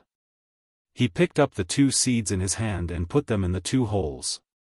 Yu Qianqiu, who was considered a farmer in his previous life, was naturally no stranger to farming. Although he had never grown flowers, he had grown vegetables before. He stared at Guan Yu's actions with his eyes wide open. He wanted to know the difference between growing flowers and vegetables. If there was no difference, how could the flowers grow so fast? After putting the seeds, Guan Yu reached out and untied a small bamboo tube from his waist. He gently pulled out the wooden stopper and took out a small wooden spoon from his belt. He reached into the bamboo tube and slowly scooped out a spoonful of something. The thing that he scooped out was purple. Yu Qianqiu thought it was familiar. He seemed to have seen it somewhere before. Chapter 52. Pouring a spoonful of the purple substance into the small pit where the seed was placed, Guan Yu quickly moved the soft soil around the small pit into the pit. Shortly after, he scooped out some water from the bucket beside him and poured it over the soil. Yu Qianzhou watched as he completed a series of actions, then stared at the small pit. Not long after, a crack appeared on the surface of the soil where the water had seeped into, followed by a few more. Suddenly, the center of the intersecting cracks arched slightly and broke open, revealing a conspicuous whitish-green dot. If one did not pay attention, they might not notice it. Soon, the green bean dot swayed slightly and gradually stretched out, revealing the figure of a small green sprout. Yu Qianzhou sucked in a breath of cold air, his eyes wide and tongue-tied. Is that the seed germinating? How is this possible? He then looked at Guan Yu and cried out in surprise, "How did you do it?" Guan Yu smiled and gestured at Luya with his lips, indicating for him to continue watching. The small green sprout burst forth with vitality, its branches and leaves curled up and wriggled in all directions, expanding and growing at a speed visible to the naked eye. The tender leaves continued to multiply, branching out in all directions. The main trunk stopped growing when it reached a person's thigh, gradually turning from translucent green to brownish red. The entire plant seemed to have solidified, stopping there without any movement. If not for the shocking growth process, no one would be able to tell the difference between this plant and other plants. Was that it? Yu Qianzhou retracted his thoughts and let out a breath.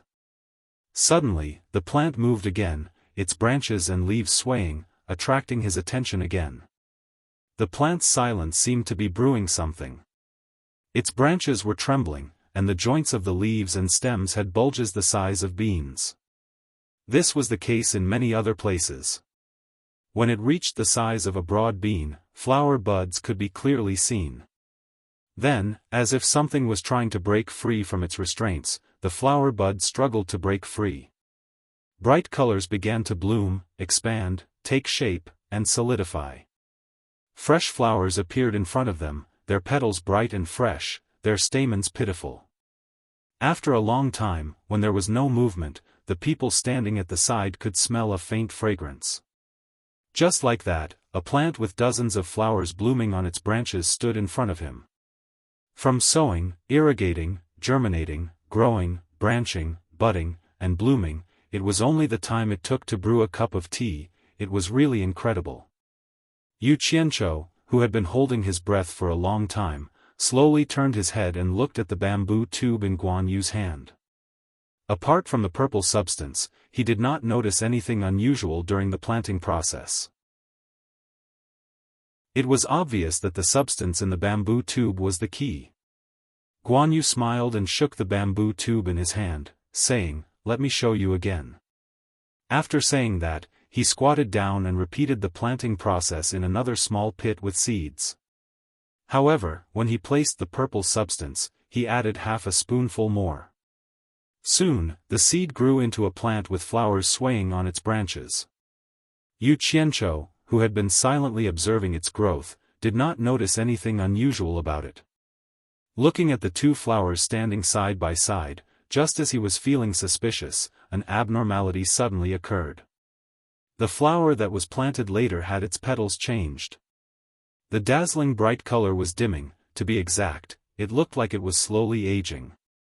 The flower began to wither, its petals falling off one by one, then the stamens dying, followed by the flower stem falling off. Following that, the branches and leaves withered and turned yellow, and the leaves fell back to their roots.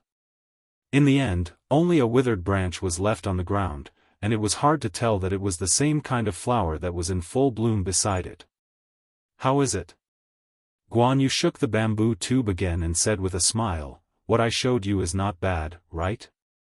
Yu Qianzhou nodded and said, "It is indeed a good thing. It can actually condense the growth process of a flower in the time it takes to brew a cup of tea. It is indeed amazing, but..." He suddenly pointed at the purple substance in the distance and asked, "What I want to know the most now is, what method did you use to store the purple chaos in this small bamboo tube?" Just as the flowers bloomed and withered, he suddenly felt something and guessed what was in Guan Yu's hand. "Ha, I knew I couldn't hide it from you." He originally wanted to tease Yu Qianzhou, but he didn't expect to be seen through so quickly. Guan Yu raised the thing in his hand and sighed, although I don't know what this is, you know this place better than I do. You said that this is the purple chaos, so it should be the purple chaos. It was purely an accident that I found out about its use. He looked at the purple chaos in the distance and said, when I first saw this thing, I was very curious about what was behind the purple. After a lot of effort, I realized that although this thing is soft, I can't push it away, cut it, pierce it, or tear it.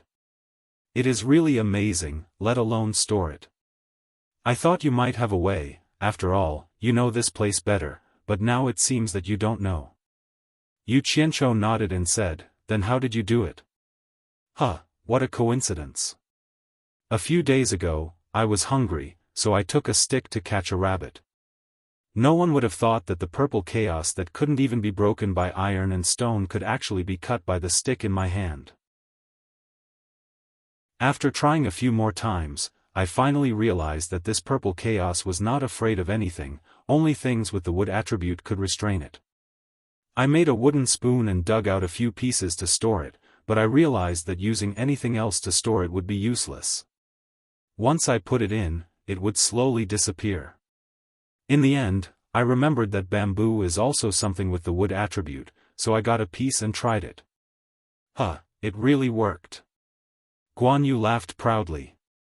So that's how it is. Yu Qianzhou suddenly understood. He then pointed at the bamboo tube in his hand and pointed at the blooming flowers and asked, how did you know that it has such a magical effect? Did you also discover it by accident? Guan Yu secretly glanced at the white fox and smiled sheepishly. Haven't I been planting flowers every day? That day, when I was bored, I got excited and wanted to see what the purple chaos would do as fertilizer, so I poured a tube of it. In the end, I was shocked. Only then did I realize that the purple chaos had such a magical effect. After trying it a few more times, I found out that the amount of it can control the growth rate of the flowers. Tisk tsk, I didn't expect that there would be such a treasure in my territory. How unexpected. Yu Qianzhou sighed and said, it must be useful for other plants too, right? Yunchang, have you tried other things? The white fox at the side looked at Guan Yu. It seemed to be the first time it heard Guan Yu and Yunchang being addressed as such. Guan Yu nodded and said, I've tried a few. They should be able to accelerate the growth of plants. However, I found something strange. The flowers and plants that we plant don't seem to bear fruit or produce seeds. Logically speaking, it's impossible. It's still understandable if there are a few. How can everything just bloom and not bear fruit? It's the same for the ones that grow with the purple chaos. You saw it just now. Is it related to this place? Boss, didn't you always say that this is your territory? Please explain it to me. Yu Qianzhou was also thinking about why. He didn't hear the meaning in Guan Yu's words that made things difficult for him. His gaze swept across the flower bed that was in full bloom. He seemed to feel that something was missing. After a while, his furrowed brows suddenly relaxed. Yu Qianzhou pointed at the withered branch that had experienced the ups and downs and said, Yunchang, do it the way it did just now. Chapter 53. Guan Yu saw the seriousness in his words and knew what he wanted to do, so he did as he was told. A moment later, a flower bloomed in front of them. Yu Qianzhou didn't say anything. Before the flowers withered, he quickly plucked a flower. He pinched the flower stem and quickly rubbed it against the other flowers. Soon, the stamen of the flower in his hand had intimate contact with the other stamens. Guan Yu didn't know what he was doing. Chen Feng stopped what he was doing. Even the white fox looked at Yu Qianzhou. The three of them looked at the flower with curiosity. Suddenly, Yu Qianzhou smiled and said, that's right. It should be like this. What happened next surprised the three of them. The flower that they thought would wither did not wither immediately. Instead, there was an additional procedure. The center of the petals began to bear fruits. After the fruits gradually took shape, the petals began to wither. After Yu Qianqiu did something to it, the plant didn't wilt. Instead, the wilting process turned into blooming. The three of them looked at Yu Qianqiu in disbelief. Guan Yu mumbled, "How is this possible?" Although the question he raised could not be considered as deliberately making things difficult for Big Boss Yu, it was still a little provocative. However, he never expected that Big Boss Yu would be able to solve the problem that even White Fox could not solve with just a wave of his hand. The peerless White Fox gracefully walked to the front of the fruit-bearing plant. Her slender jade-like fingers plucked one of the fruits. After her fingernails pinched it open, there were black seeds lying inside. She picked it up and placed it in front of her jade-like nose to sniff it. Her face was full of surprise. Chen Feng's resentful eyes were now looking at Yu Qianqiu with a hint of respect. Actually, to Yu Qianqiu, this was common sense in his previous world. This was because there were no insects or bees to pollinate the flowers. These plants could only bloom but not bear fruit. If they didn't bear fruit, they wouldn't have any seeds. In his previous world, even elementary school students would know about this. Now that he was doing it, it was a little shocking. Yu Qianqiu couldn't help but feel embarrassed when he saw the three of them looking at him with stars of worship in their eyes. He chuckled and said, "Don't worship me. I'm just a legend. Look at you. Tell me what's going on." The White Fox held the peeled fruit in her hand and shouted. Yu Qianqiu laughed and rubbed his nose. "Sister. It's a long story. It involves botany and biology. It's a huge systematic subject. I'm afraid you won't understand." At this point, he saw that the three of them had a look of curiosity in their eyes. His expression also became serious as he said, "I'm afraid that you won't understand if I explain it in a complicated way. I'll explain it in a simpler way. Everything in the world was divided into yin and yang. If there was a sky, there would be an earth. Just like if there was a sun in the sky, there would also be a moon. If there is light, there will be darkness. Everything in the world is also divided into yin and yang, which is what we call male and female." I've already said it very simply. I don't know if it's too complicated. Do you understand?" The three of them nodded to show that they understood. "That's good. Then I'll continue. Listen carefully." Yu Qianqiu made a fist and coughed. He continued, "Everything in the world is divided into yin and yang, male and female. It should be easy for you to understand. Whether it's humans, pigs, dogs, cows, or sheep, they are all divided into male and female. A man alone can't give birth to a child. Similarly, a woman alone can't give birth to a child. Therefore, there needs to be a union between a man and a woman. No matter if it's 2 legs or 4 legs, it's the same. I call these things that can move and walk zoology. Above zoology is biology. Biology refers to all living things in the world. Living things include plants. The so-called plants are what I'm going to talk about next. This is botany. Let me ask you one more time. Do you understand?" The three of them nodded again. They originally had a little bit of doubt in their hearts, but it was dispelled by his well-founded words. The atmosphere of learning was very strong. Yu Qianqiu was very satisfied with this effect. He pretended to say again, "What are plants?" "Flowers, trees, fruits, and vegetables that we usually eat belong to the category of plants. This includes the flowers and plants that the three of you are planting. They can grow naturally. Of course, this involves a higher level of natural science. You won't understand even if I explain it, so I won't say it. These flowers and plants can grow naturally. They are also living things. Therefore, they are also within the scope of biology. Don't underestimate these flowers and plants. They are the same as the animals in zoology that we talked about earlier. They also have yin and yang, and they also need to be combined. Guan Yu asked me why these plants only bloom but not bear fruit. Now, I'll explain it to you in detail. I've talked too much. I'm very thirsty. Is there any water here? Yes. Xiaofan replied as he scooped up a ladle of water from a nearby bucket and respectfully brought it to Yu Qianzhou. There was no trace of resentment on Yu Qianzhou's face. Yu Qianzhou drank the water and returned the ladle to him. He said, "Thank you." He then continued, "Why do the flowers that you plant only bloom but not bear fruit? Everyone, look." He pointed to a plant that was full of flowers and said, "There are many flowers blooming here. Don't they all look the same?" Yes, they all look the same, but they are not. These flowers are also divided into yin and yang.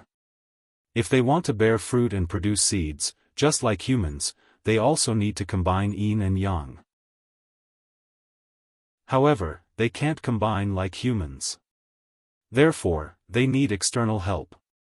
Just like what I did just now, it's also one of the ways to help them combine. Hearing this, Guan Yu was puzzled. That can't be right.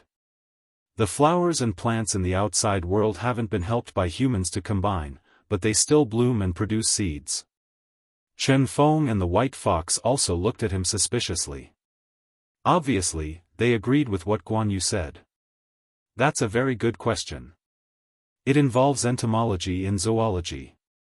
Yu Qianzhou expressed his praise and said, "Of course, the flowers and plants outside are not helped by humans.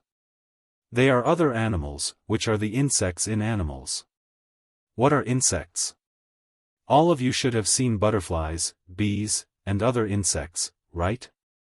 If you have observed carefully, you will find that insects like bees like to hover on all kinds of blooming flowers. After they get pollen on the flowers, when they land on another flower, they naturally help the flowers to complete a union. The bees are the medium between them, so the plants outside can bloom, bear fruit, and reproduce. If you don't believe me, I can bring some bees in from the outside next time. Then, you will know if what I said is true. After his explanation, the three of them suddenly understood. Everyone had seen the habits of bees and butterflies. Thinking about it carefully, it seemed to be the case. Although they didn't have a direct impression, the three of them basically believed what he said was true. Sigh. I didn't expect a half-baked person like me to be able to make such a big noise here. I actually have the talent to be a teacher. It's really rare. Yu Qianzhou held back the pride in his heart and didn't show it. He said with a smile, "At this point, everyone should know what is going on. There is no need to say more complicated things. Let's stop here." Chapter 54. They had heard it all. The three of them had complicated looks in their eyes.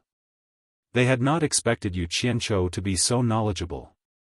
Zoology, botany, natural science, and entomology were all unheard of. Their horizons had been broadened today. Young Qianfeng's eyes were filled with admiration, while Guan Yu looked slightly ashamed. Yu Qianzhou seemed to see a strange light in the white fox's eyes, which made his heart beat faster. Yu Qianzhou remembered why he had come, and said nervously, "Sister, there's something I need your help with." The white fox glanced at him with her bright eyes and softly replied, Seeing that his sister had agreed, Yu Qianzhou was overjoyed. He hurriedly took out the pill recipe jade archive and handed it over, saying, "I know your skills are extraordinary, sister. There's something recorded in this jade archive that I would like to take a look at, but someone has placed heavy restrictions on it. I'll have to trouble sister to help me open it." Guan Yu and Xiaofan did not care about what they were talking about. The two of them ran to an empty space to examine the botany that Yu Qianzhou had mentioned. The white fox took the pill recipe jade archive and examined it. Her brows furrowed slightly.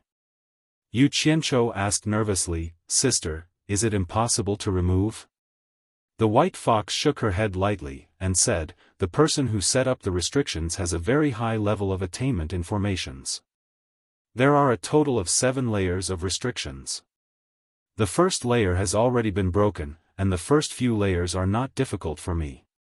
However, the last few layers are ones that I have never seen before. I'm afraid it will take some time to break them. Otherwise, forcefully breaking them will damage the items inside. As she finished speaking, her slender fingers began to move on the jade archive. Yu Qianzhou knew that she was breaking the restrictions, but he could not understand what she was doing. He felt that it was extremely mysterious. After 3 rays of white light flashed on the jade archive, the white fox's fingers stopped moving. After a long while, she exhaled and returned the jade archive, saying, "I've broken 3 of the remaining 6 layers of restrictions. I can't break the remaining 3 for now. I've memorized them, but I need some time to think about them." Yu Qianzhou took the jade archive and smiled sheepishly. "Breaking through 3 layers is enough. Don't worry about the rest. Sister can think about it slowly." The white fox nodded and stared at him without saying anything else. It turned around and walked toward the bamboo house outside the garden. On the other side, Guan Yu and Chen Feng exclaimed in amazement. Apparently, the results of the experiment were miraculous. Yu Qianzhou put away the jade archive and walked over with a smile on his face. When he saw Chen Feng, he suddenly thought of someone else. That day in the 100 Flowers Valley, aside from Chen Feng, he had also recruited a person who made and sold the fallen immortal incense. How come he hadn't seen Chen Feng after so many visits? "Yun Chang, I have something to ask you." Guan Yu patted the dirt off his hands and stood up with a smile. "What's the matter?" Yu Qianzhou asked curiously. "Aside from Chen Feng, I brought another person with me. How come I haven't seen him after so many visits? Where did he go?" Guan Yu was taken aback. He suddenly laughed and said, "You're talking about that guy." He then put his mouth next to Yu Qianzhou's ear and whispered a few words. When Yu Qianzhou heard this, his expression changed drastically. He cursed, "Serves him right." It turned out that after the person who sold the incense was recruited, his primordial spirit was also forcefully extracted by the white fox, just like Chen Feng. However, when he saw the white fox's appearance, he was immediately shocked and his lust was aroused. After that, he even tried to use the fallen immortal to pluck flowers without knowing the immensity of heaven and earth. It was unknown whether he was truly unaware or just pretending to be unaware. His primordial spirit was already in the other party's hands. How could his every move escape her notice? As a result, the white fox destroyed his natal primordial spirit and turned his bones into ashes as fertilizer for the flowers. Sigh. What a pity for such a talented person. Forget it, he asked for it. He can't blame anyone else. You guys have fun, I'll take my leave first. See you later. Yu Qianzhou said regretfully. Wait. Guan Yu pulled him back and said, "Remember to bring a hive of bees when you come again. I want to understand the relationship between botany and zoology." "Alright, I'll keep that in mind." Returning to his room on supporting Immortal Island, Miao Yi listened carefully to make sure that there was no movement outside. He impatiently took out the pill recipe jade archive and began studying it. He inserted his divine sense into the jade archive and started reading from the first layer. Actually, the first layer wasn't a pill recipe. Instead, it explained some common knowledge about pill refining and the necessary preparations.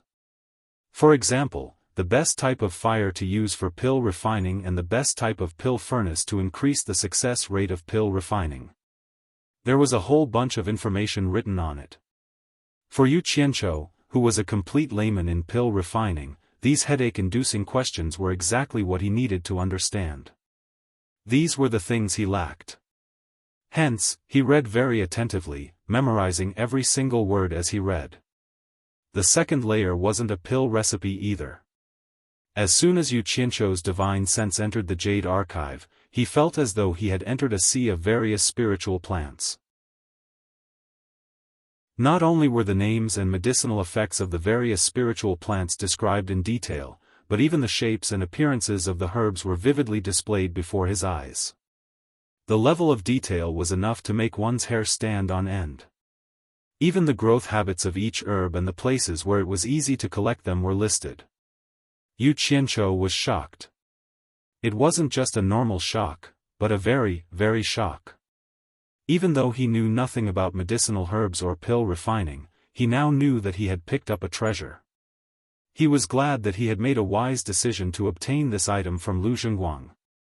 If he had given up on such a good item, he would be worse than a pig or a dog. Aside from his shock, he couldn't help but think back to the alchemy sect of yesteryear. A sect that was founded on pills had an unparalleled level of attainment in the field of alchemy. Just by looking at the countless number of medicinal herbs recorded in detail in the second layer, one could tell how much blood, sweat, and tears of many generations had been spent to gather them. Just this layer alone was enough to make it a rare treasure of the world. If someone wanted to rebuild the alchemy sect, he believed that with this jade archive of pill recipes, there wouldn't be any technical obstacles. It was impossible to memorize so many medicinal herbs in a short amount of time. He could only leave them for later. Sighing, Yu Qianzhou's divine sense entered the third layer. From the opening words of this layer, he could tell that it recorded various pill recipes suitable for use by foundation-building cultivators. Beside the name of each pill recipe was written the effects of the pill. Below it was a list of the required medicinal herbs. Even the order and timing of the medicinal herbs to be used in the concoction, and the age of the medicinal herbs were written down in detail. There were also various problems that would occur before the concoction of the pill was completed. TSK. This was really good stuff. Even if a layman came across this item, as long as he followed the instructions, he would be able to concoct a miraculous medicinal pill. He didn't expect that a mere foundation-building cultivator would be able to use so many medicinal pills to aid their cultivation. This was really strange. Since the alchemy sect was able to concoct so many miraculous medicinal pills to raise their cultivation, then their strength shouldn't be weak. How could they have been exterminated by someone? As Yu Qianzhou was reading, his eyelids suddenly twitched. The three words, foundation-building pill, appeared before his eyes, immediately attracting his attention.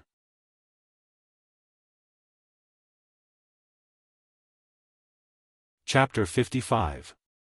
After looking at it carefully, he realized that it was the pill recipe for the foundation-building pill.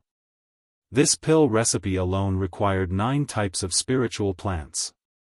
Yu Qianzhou hurriedly noted down the names of the spiritual plants and the order of refinement. This was exactly what he needed.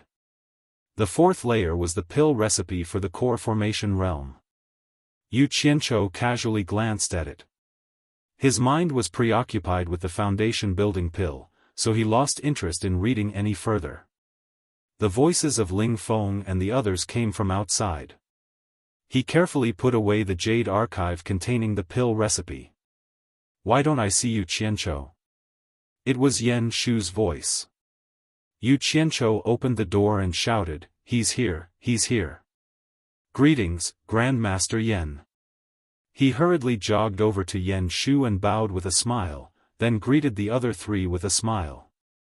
Yan Shu stared at him coldly and said, "From today onwards, you will work together with the three of them.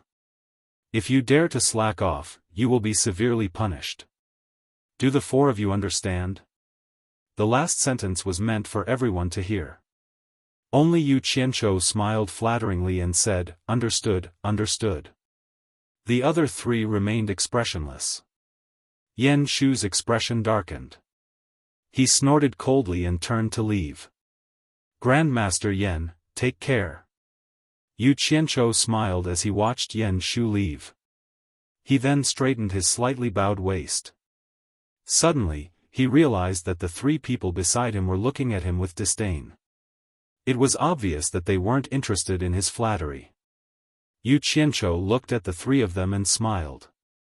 "My 3 brothers, I'll be working with you from today onwards. Please take good care of me." "Humph." Bei Zi glanced at him and mocked, "Your elder Guan's disciple. It's not our turn to take care of you. If you want to take care of someone, you should at least look for your Grandmaster Yan. Ling Feng didn't even look him in the eye and said, let's go. Don't give Yan Shu an excuse. Xian Ping was even more ruthless. He shouted, wait. He then ran into his room and brought out the huge jug of wine that he had drunk yesterday. When he passed by Yu Qianzhou, he said, I drank with a dog yesterday, I'm ashamed. He then threw the jug of wine down the hill outside the courtyard. The three of them then walked out of the courtyard. Yu Qianzhou was stunned for a moment before he understood what Xian Ping meant. This was the first time he had heard Xian Ping say so many words in one sentence. He didn't expect that Xian Ping was actually scolding him. Looking at the figure walking away, he shook his head and smiled bitterly. Yesterday, they were drinking together like brothers, but today, they were like enemies. He had no choice but to follow them. He thought to himself, these three guys have really bad characters. They really hate evil as if it's their own enemy. I don't know if I should say that it's good that they're upright, or that they're pedantic. No wonder they're not tolerated by others. I wanted to make friends with them, but it seems like it's not enough. Forget it, I'll wait and see. He followed the three of them to the great hall of the alchemy pavilion. Many disciples were bustling about. Yan Shu was already waiting for them outside the hall. When he saw the four of them, he took out 4 jade archives and handed them to them. He said coldly, this is your mission for today. Those who fail to complete it will be severely punished. Seeing that Ling Feng and the others had released their divine sense to examine the jade archives, Yu Qianzhou was about to do the same. Suddenly, he saw 3 people walking out of the great hall.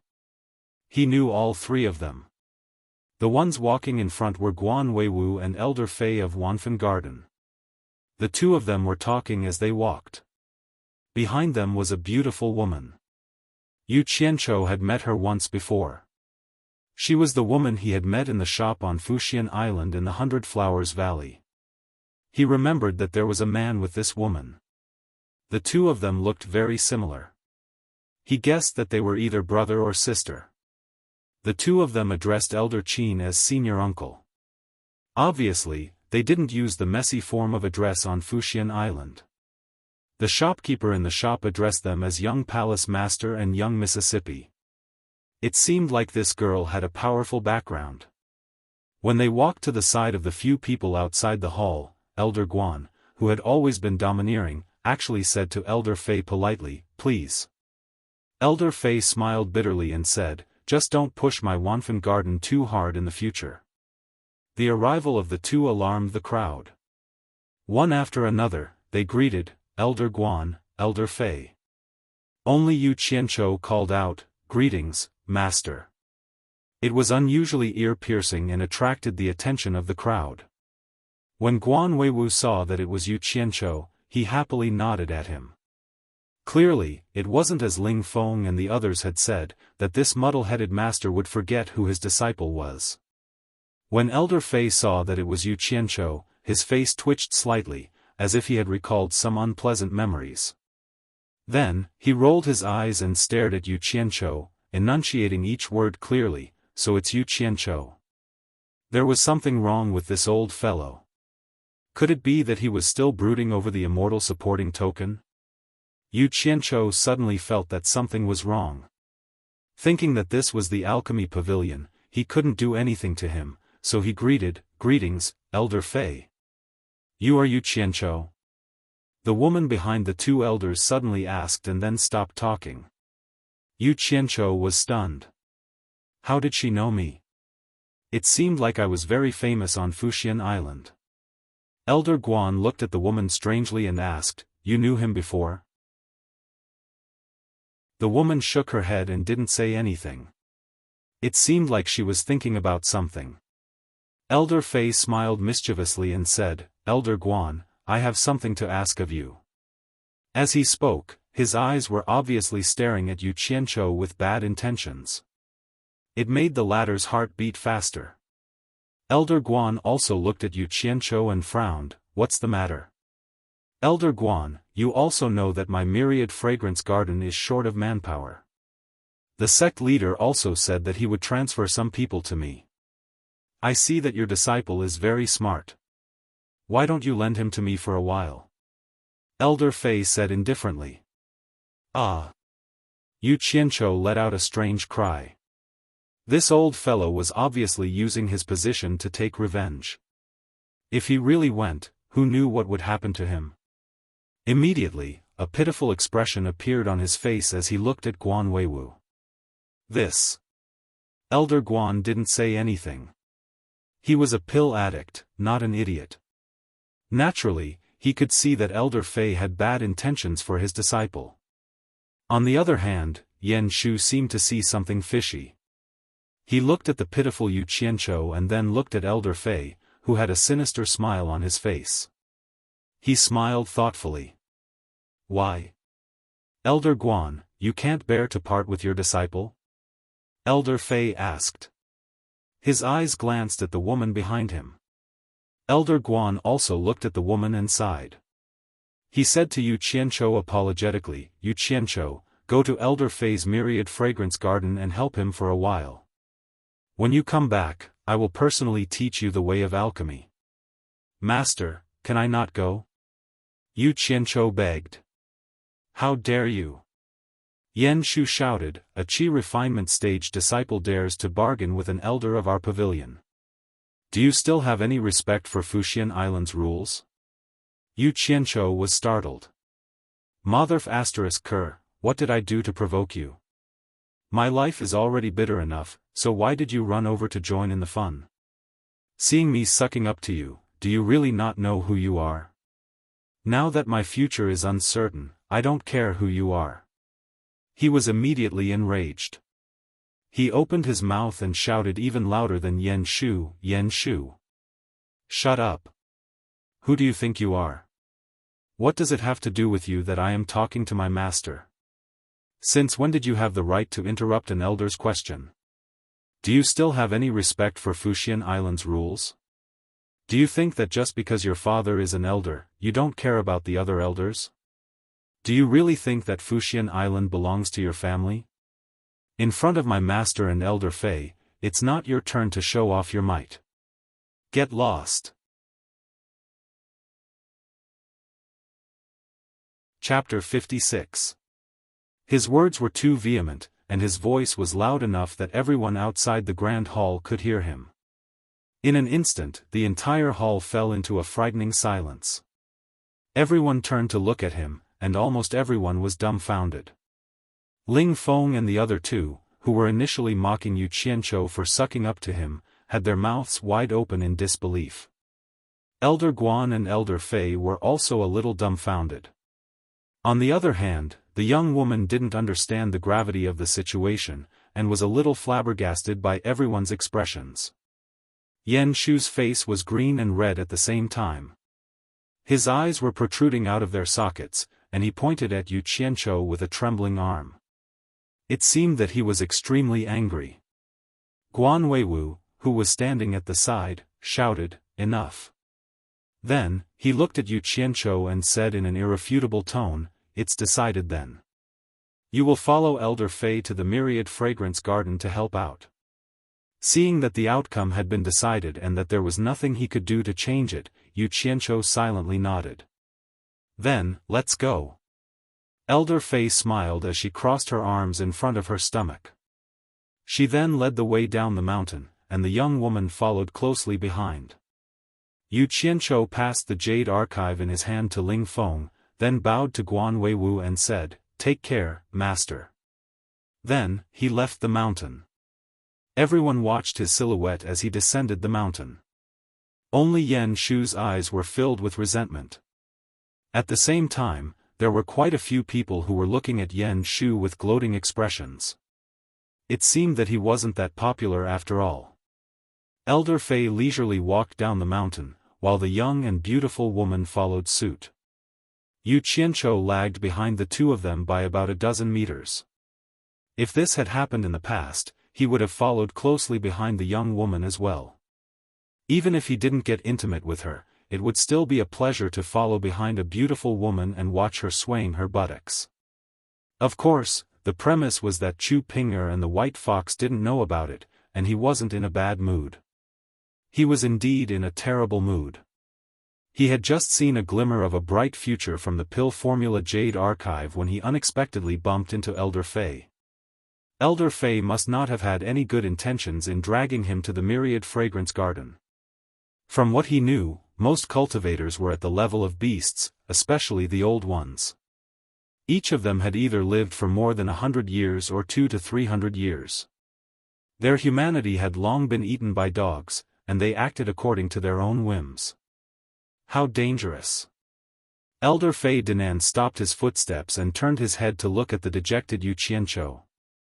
With a slight smile, he shouted, "Yu Qianqiu, come here."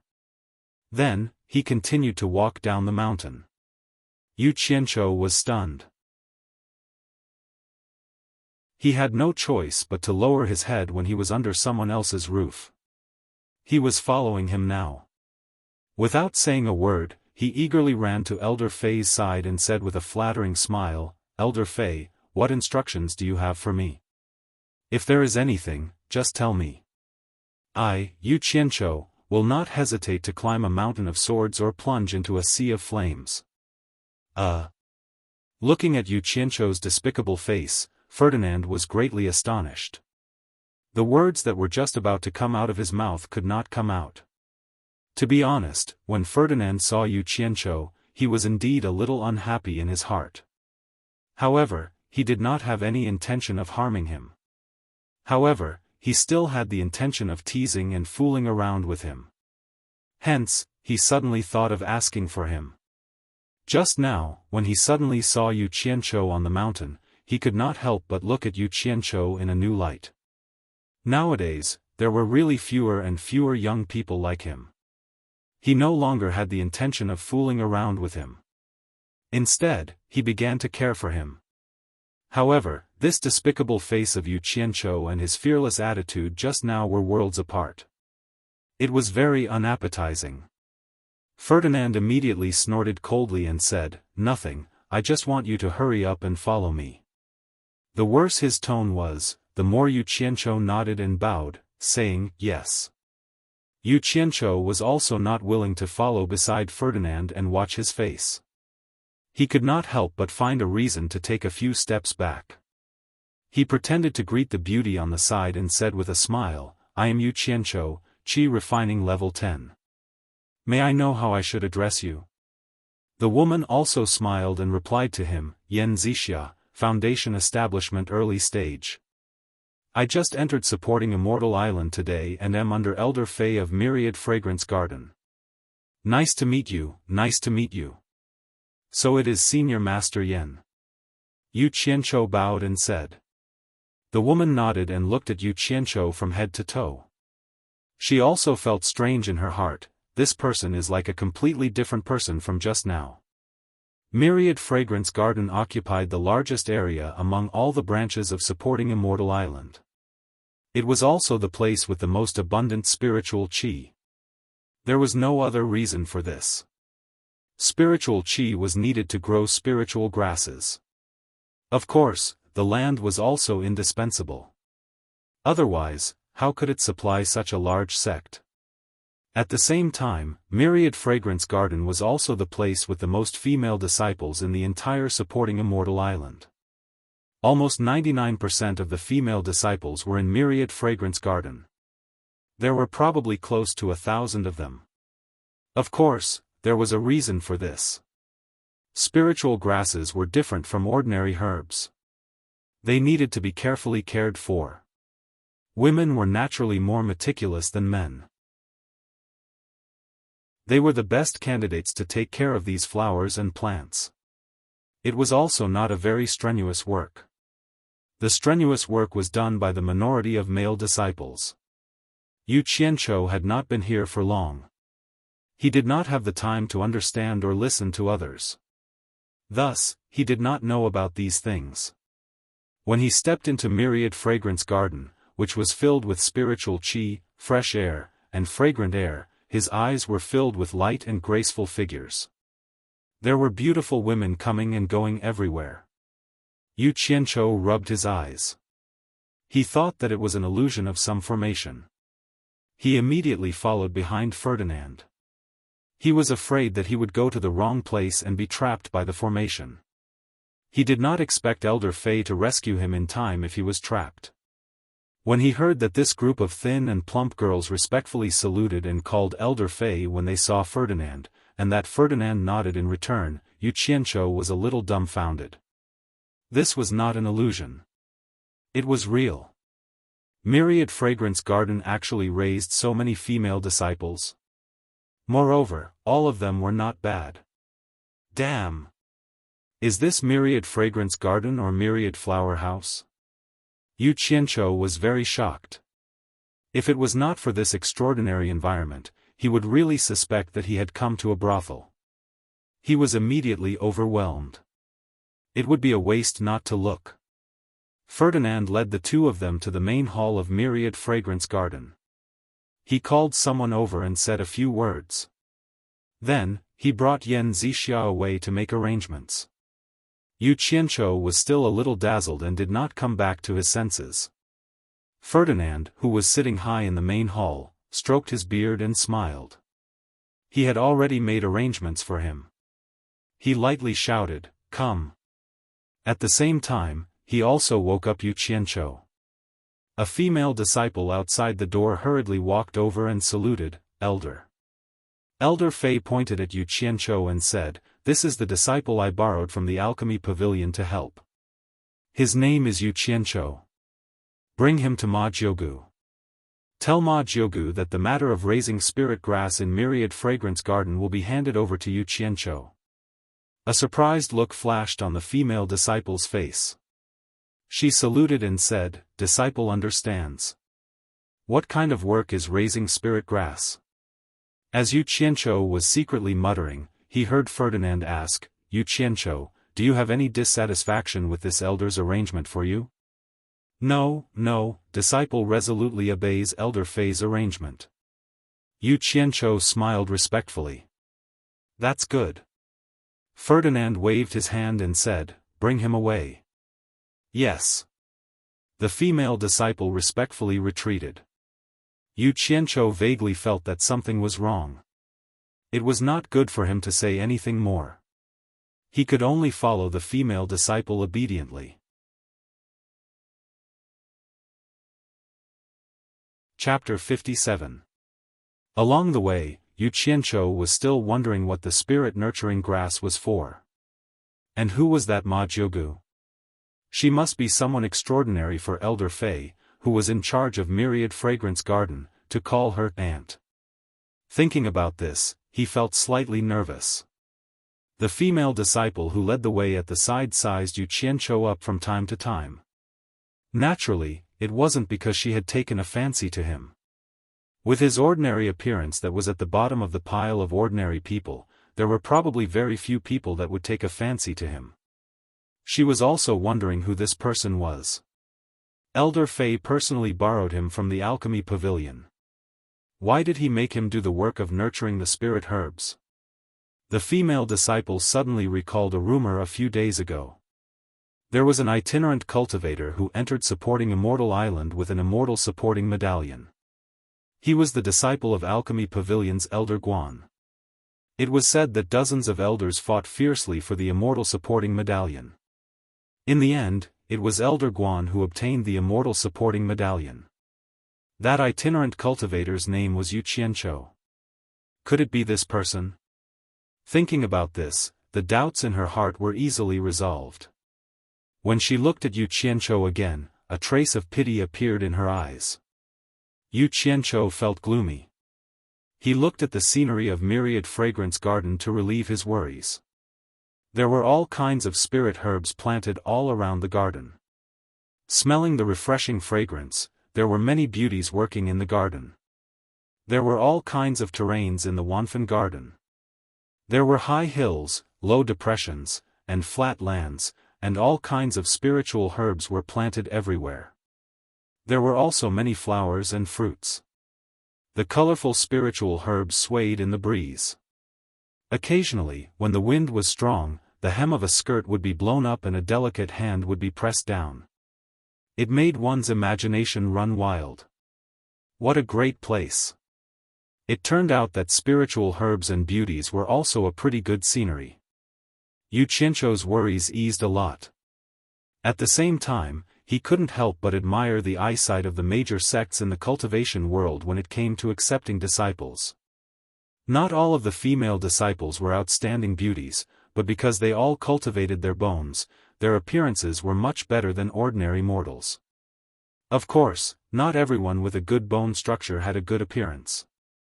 There were some people who were ugly but talented, but they were in the minority.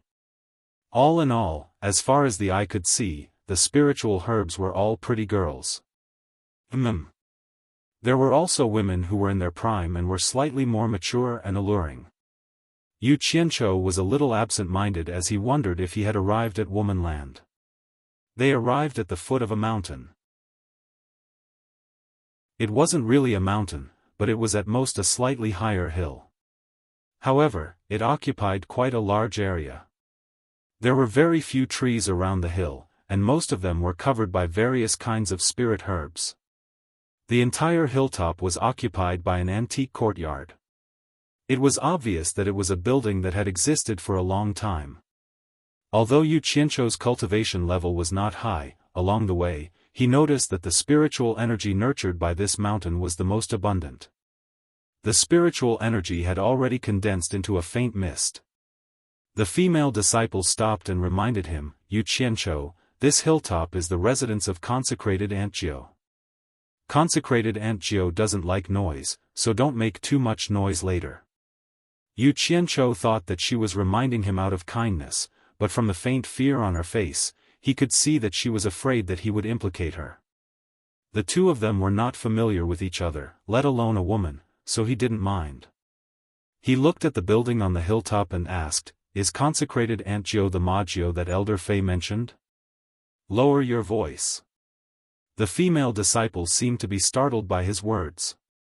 "Ma Jiugu is not someone we can call," she said in a soft voice. "Elder Fei only calls her that in front of us, but he would never dare to call her that in front of Reverend Jiugu.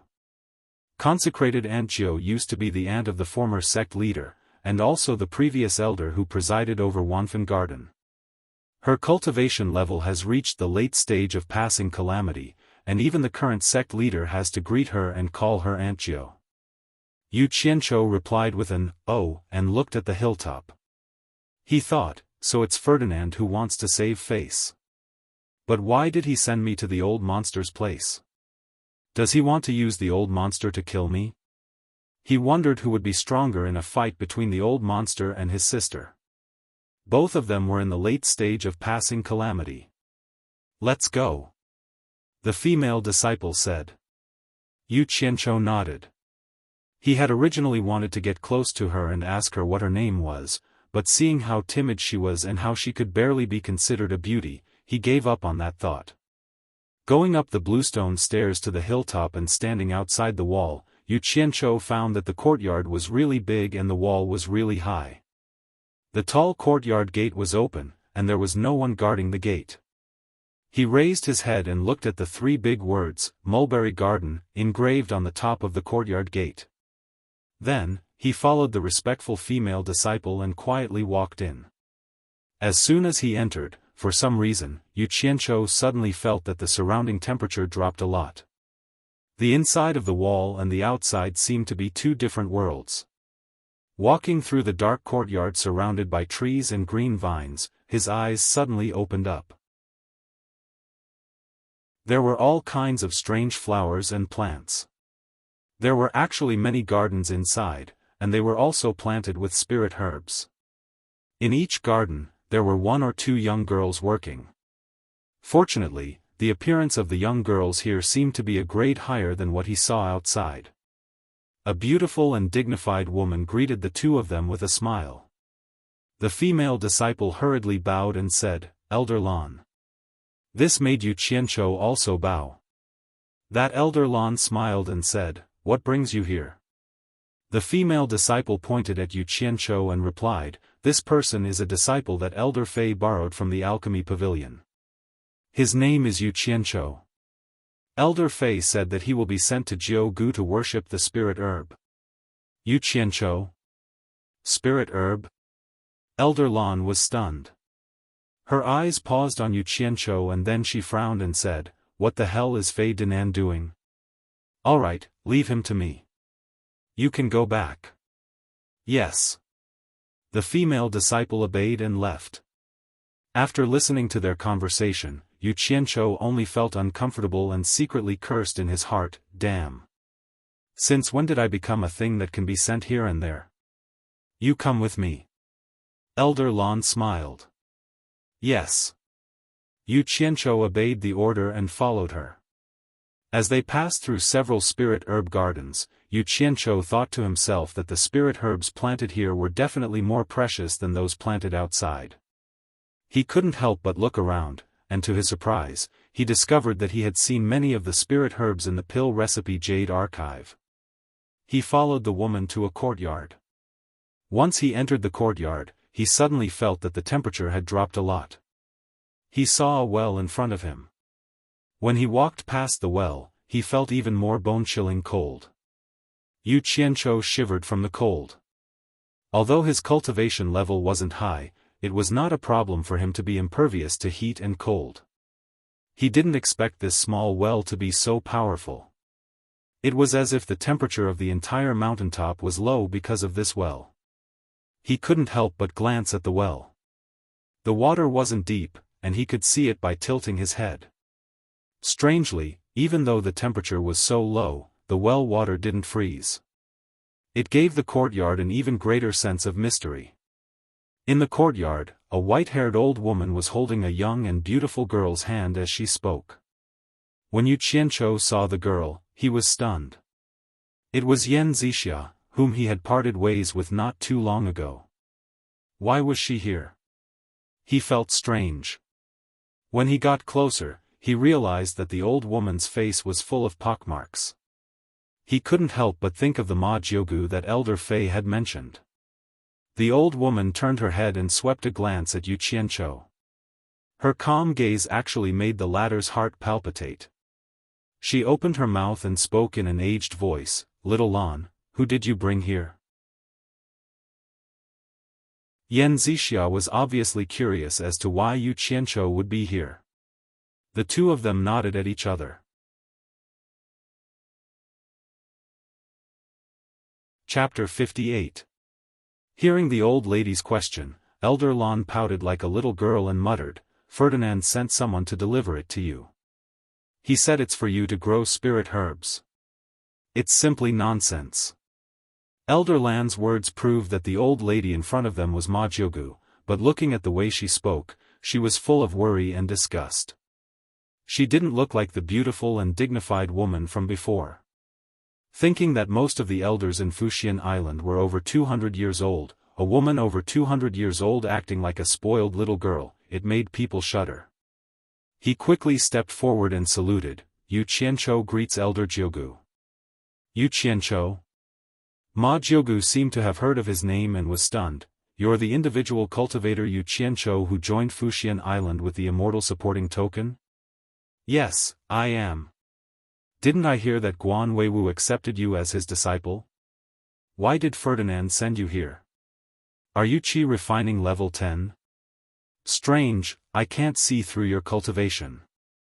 Elder Lan said angrily, "It must be because of the immortal supporting token. The dignified elder in charge of Wanfan Garden is actually so narrow-minded. How could she do such a thing? Elder Jiugu, you don't even care." Hearing this, Yu Qianzhou's eyes lit up. Perhaps there was hope of returning to the alchemy pavilion. Damn! If he knew this would happen, he wouldn't have made things so awkward with Yan Shu. Impulsiveness was the devil. Is that so?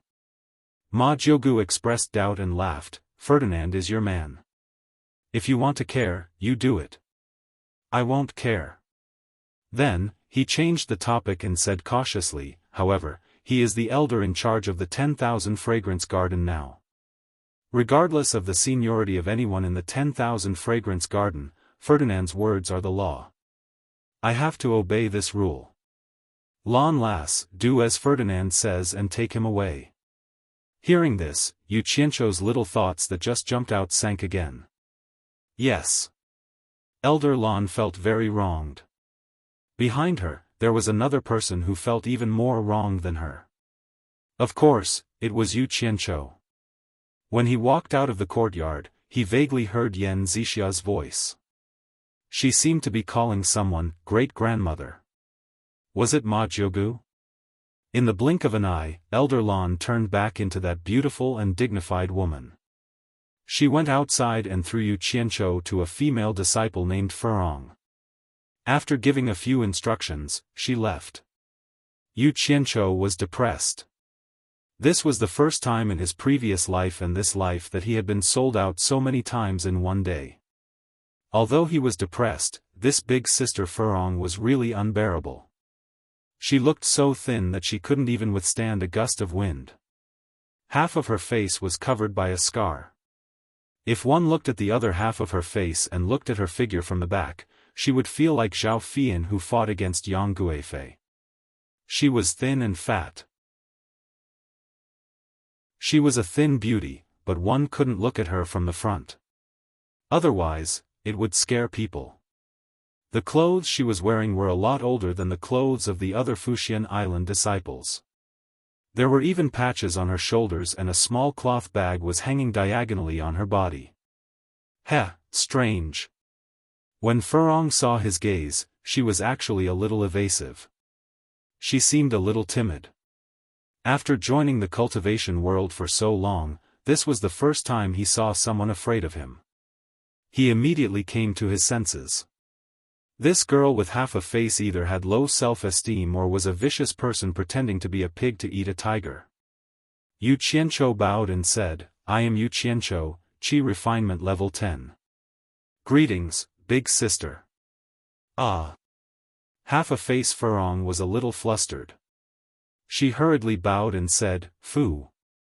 Furong, Foundation Establishment Late Stage. Greetings, Mr. Yu. Foundation Establishment Late Stage and you still call me Mr.? Yu Qianzhou was stunned. He bowed and said, I don't dare, I don't dare. So it's Martial Uncle. Furong was a little uneasy from being called that. She said timidly, Elder Lan told me to hand over the matter of raising spirit herbs in the mulberry grass garden to you. Come with me. After saying that, she turned around and left in a hurry. This back view. It's a pity that face. Yu Qianzhou shook his head regretfully. Outside a small room filled with junk, there were 2 buckets, a shoulder pole, and a long ladle. These were the 3 things that Furong gave him. Yu Qianzhou looked at Furong, who was standing at the side as if she had done something wrong. He then looked at the 3 things suspiciously. These 3 things were very familiar.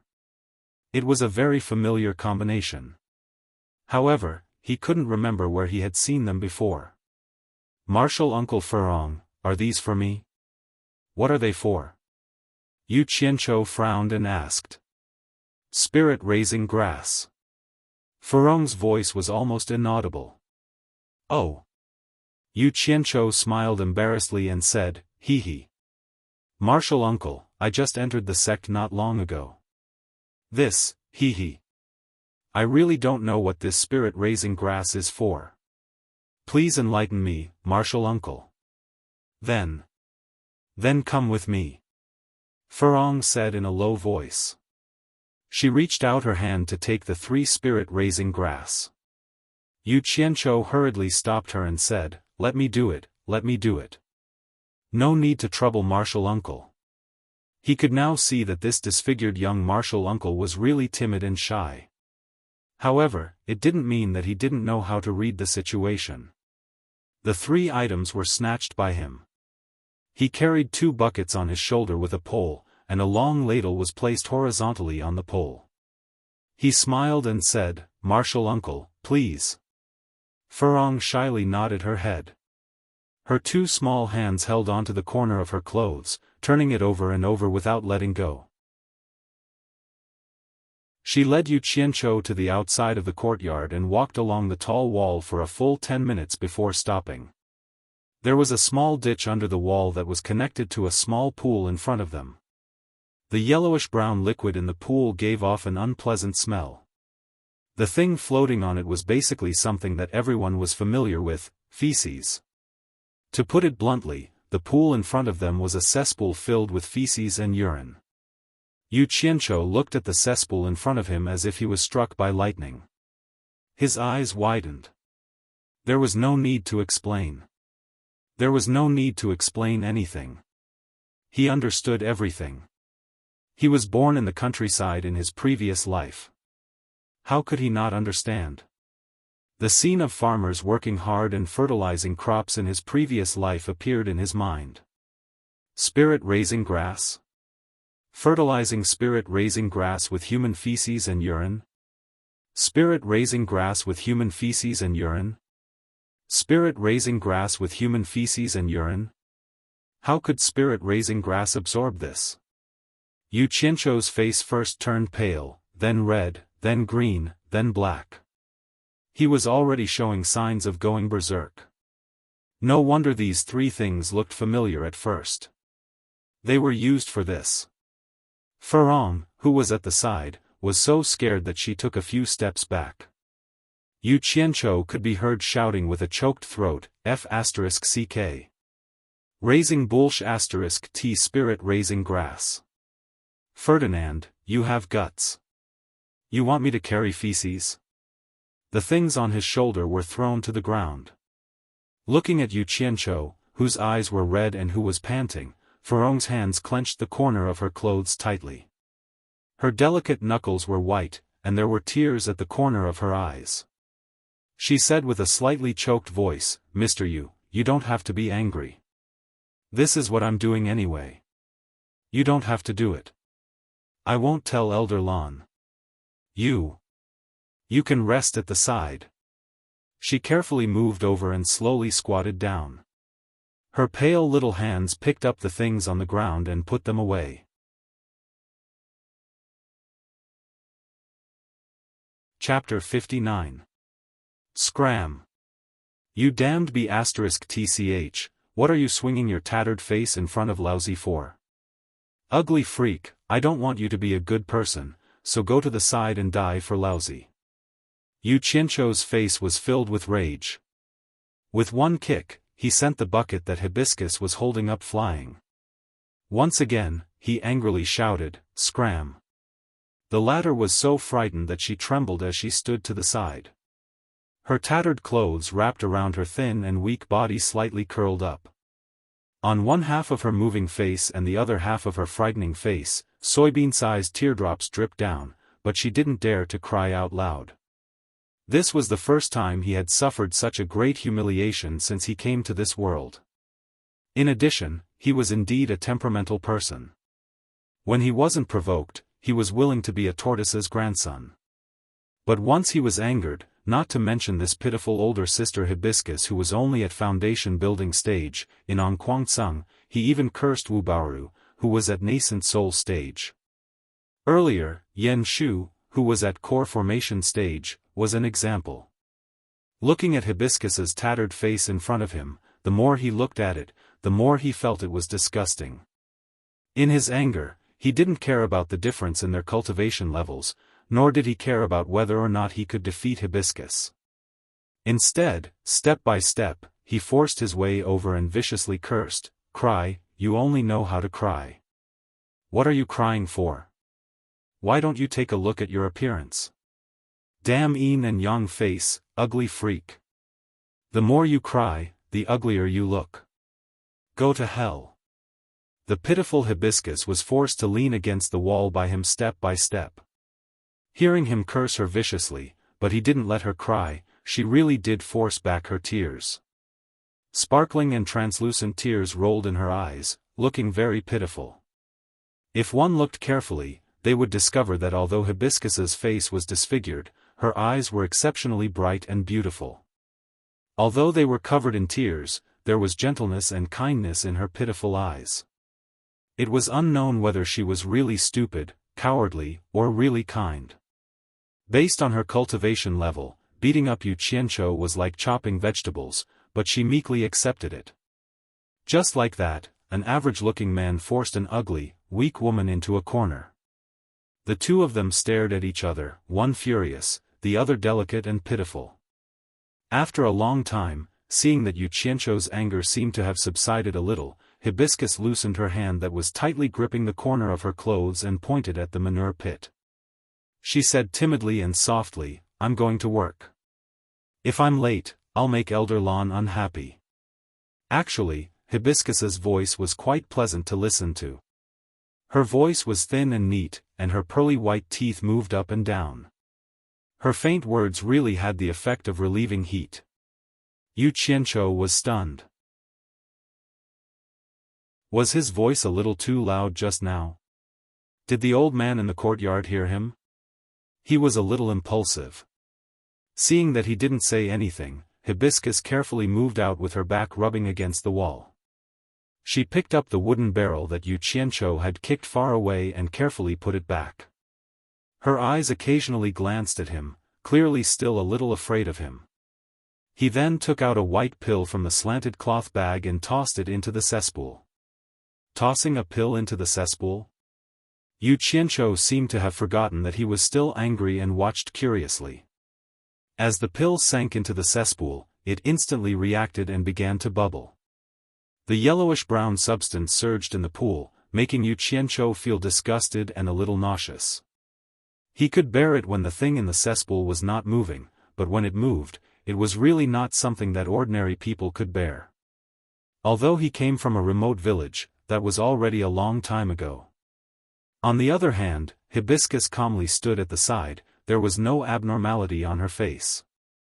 Yu Qianzhou's nostrils flared. Strange, the smell that was originally in the depths of his memory did not appear.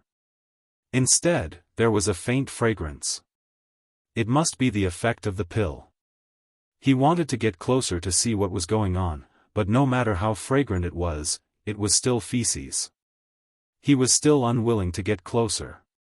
Hibiscus gently rolled up her worn-out sleeves, revealing two small, sparkling, white, and tender arms. She grabbed a long scoop and began to pour the feces into two wooden barrels. Yu Qianzhou secretly thought that it was a pity that such beautiful hands were used for this. Hibiscus, however, was calm and composed.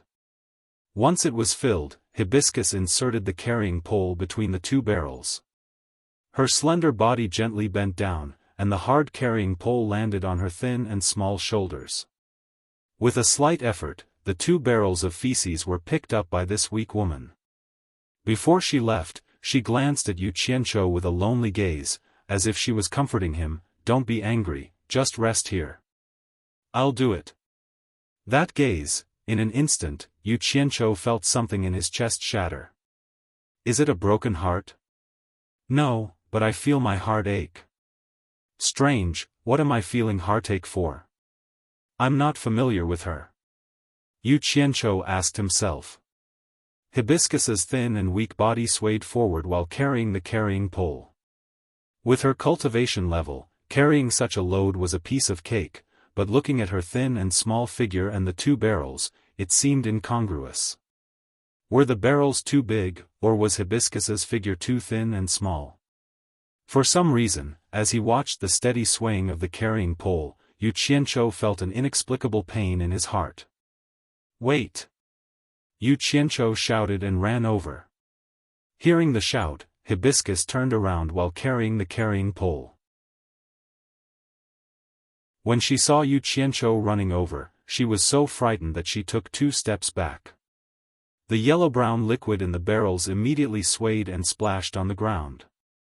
Some of it landed on Hibiscus's shoes and the edge of her tattered skirt. "Give it to me." Yu Qianzhou expressionlessly reached out his hand towards the carrying pole. "No need." Hibiscus's slender body refused while carrying the carrying pole. "Give it to me." Yu Qianzhou reached out his hand again. "It's dirty." Hibiscus said softly. "If you're not afraid of it, why should I be afraid?" Quickly give it to me. I'm used to doing it, I'm not afraid of it. Yu Qianzhou's heart tightened again. He exhaled and said, "Did you forget Elder Lan's instructions? You don't even listen to Elder Lan anymore? Do you want me to be punished?" Speaking of Elder Lan, a trace of fear appeared on Hibiscus's face. She didn't know what to do. Without hesitation, Yu Qianzhou reached out his hand and forcibly placed the carrying pole on his shoulder. He turned his head and said with a smile, "You just need to teach me how to do it. Help me hold this and lead the way." As he said this, he handed her the long ladle. Holding the ladle, Hibiscus nodded helplessly. Then, she hurriedly led the way. Yu Qianzhou didn't find the big feces disgusting anymore. He tried his best to control the swaying of the two barrels. When the two returned to the courtyard, Hibiscus led him to the garden where the spiritual herbs were planted. She shyly taught him how to fertilize the spiritual herbs. She originally wanted to do it herself, but in the end, Yu Qianzhou refused. He only needed her to do it with her mouth. He would take care of everything that had to be done. Yu Qianzhou cooperated with Hibiscus with unprecedented meekness. Wherever Hibiscus pointed, he would obediently do it. The other beauties who were taking care of the spiritual herbs in the garden were all shocked. The ugly Hibiscus actually found a man to help her. There were a lot of spiritual herbs that needed to be fertilized. The small manure pit outside the wall was simply not xiaofan. Hibiscus led him down the mountain to the place where the female disciples of Xiaofan garden lived. There was a place similar to a public toilet. There were many manure pits. The female cultivator's ability to excrete wasn't weak. Yu Qianzhou almost fainted. He never thought that there would be a day where he would come to the women's toilet to pick the fertilizers offered by women. What made him even more incredulous was that there were many ant-level seniors who actually had to fight over the feces. Fighting over the feces with ants? He couldn't help but sigh. The area of spiritual herbs planted in Xiaofan garden wasn't just big. The fertilizers were in short supply.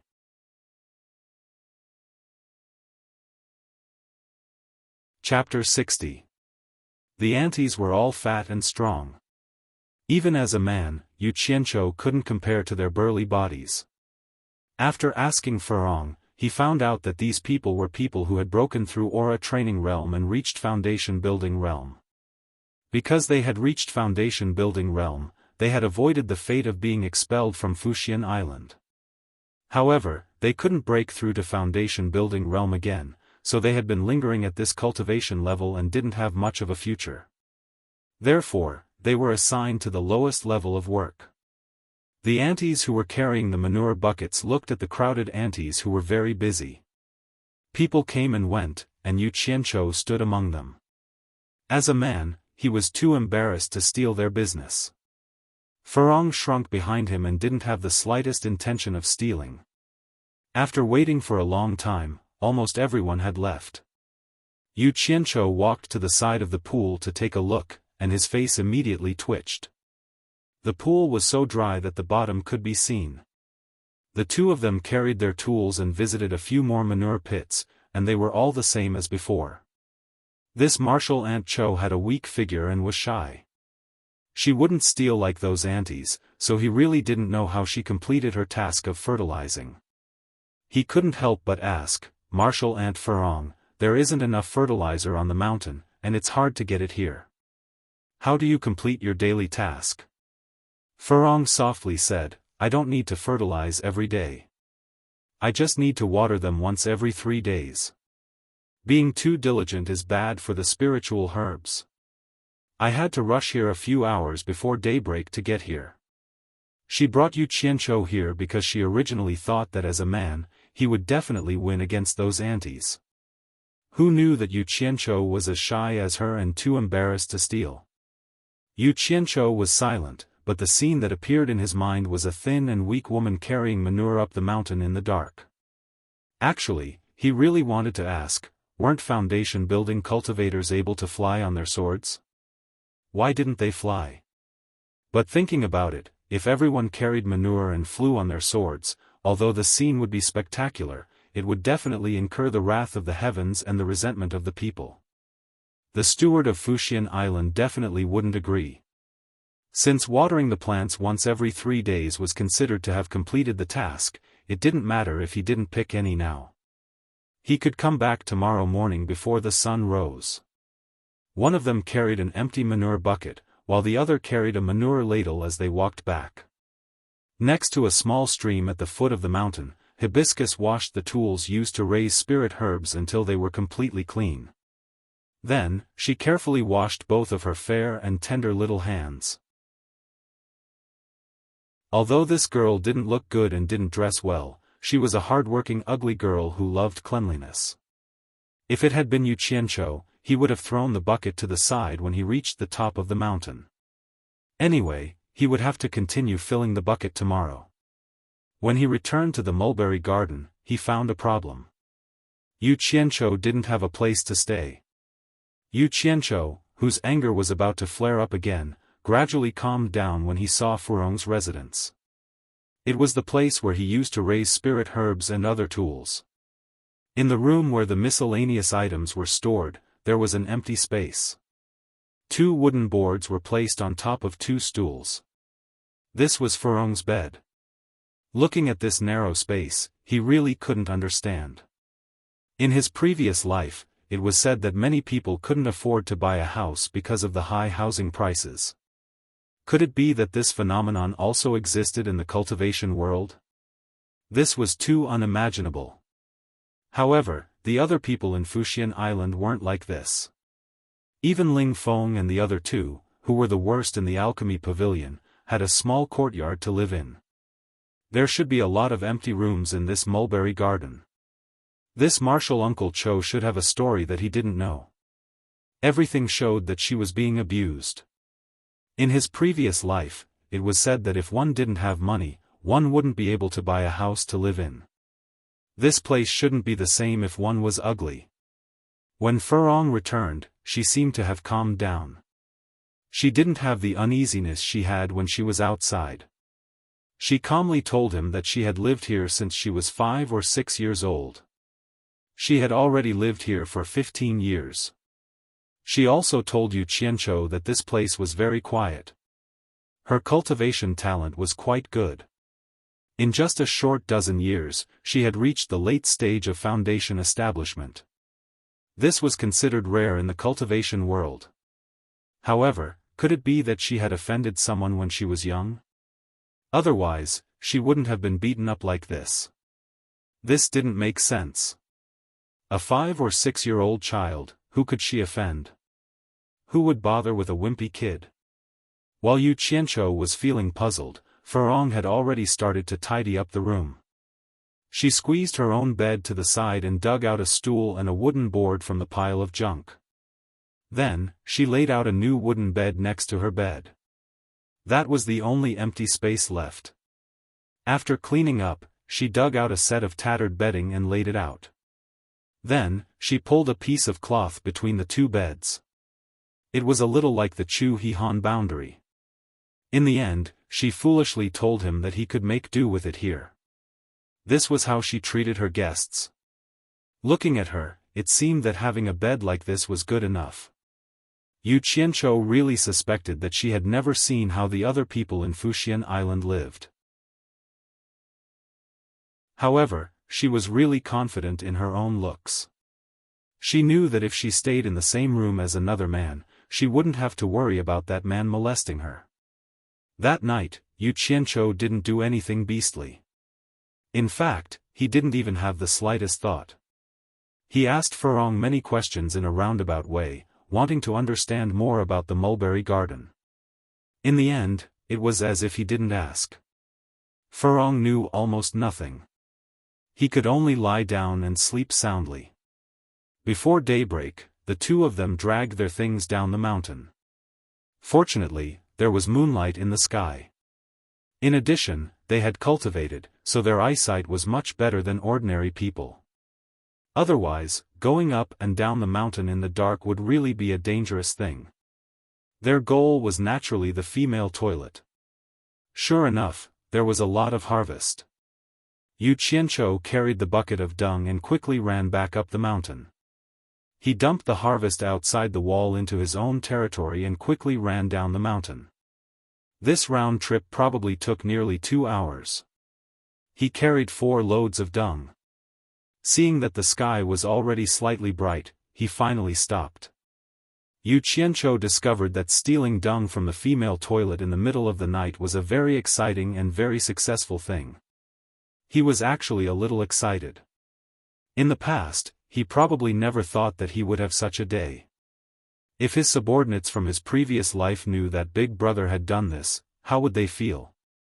After the two of them had a successful cooperation, the distance between them gradually narrowed by a lot. In the next few days, Yu Qianqiu was pleasantly surprised to discover that Furong seemed to have an extraordinary interest in spiritual plants. She might be afraid of other things, but as long as it was related to spiritual plants, she wouldn't be afraid of anyone. She wouldn't be ashamed to ask questions. As long as it was a spiritual plant on Fuxian Island, she could recite its location and its various habits as if she was very familiar with it. He didn't expect this ugly girl to have this kind of ability. He had really picked up a treasure. Yu Qianqiu was secretly happy. A few days ago, he saw a few familiar spiritual plants in the mulberry garden. They were precisely the spiritual plants required for the foundation building pill in the pill formula Jade Archive. At that time, his heart was thumping hard for a long time. A bold plan formed in his mind. He would think of a way to collect the seeds of these spiritual plants and plant them in the golden pearl space. Relying on the miraculous effect of the purple chaos, he believed that it wouldn't be long before he could produce a large amount of spiritual plants needed to concoct the foundation building pill. If he had an inexhaustible supply of spiritual plants on hand, he could definitely try to concoct the pill himself. However, what made him feel discouraged was that after carefully searching for a few days, there were only 5 types of spiritual plants required for the foundation building pill in the entire mulberry garden. He was still missing 4. There was no other way. He could only wait for the Fuxian Island to distribute the foundation building pill once every 3 years before attempting to build his foundation. Who would have thought that he would wear out iron shoes in fruitless search, and then find it by chance without even looking for it? After trying to ask, the ugly girl next to him unexpectedly knew where the other 4 types of spiritual plants could be found in the myriad fragrance garden. This was truly something worth being happy about. He didn't even consider whether he could get his hands on them or not. In his mind, there were only things that he didn't want or didn't know where. There was nothing that he couldn't get his hands on. You're tuning in to the Xiaofan's Wuxia Tales YouTube channel. Don't forget to subscribe and join us on this journey to catch the most captivating stories.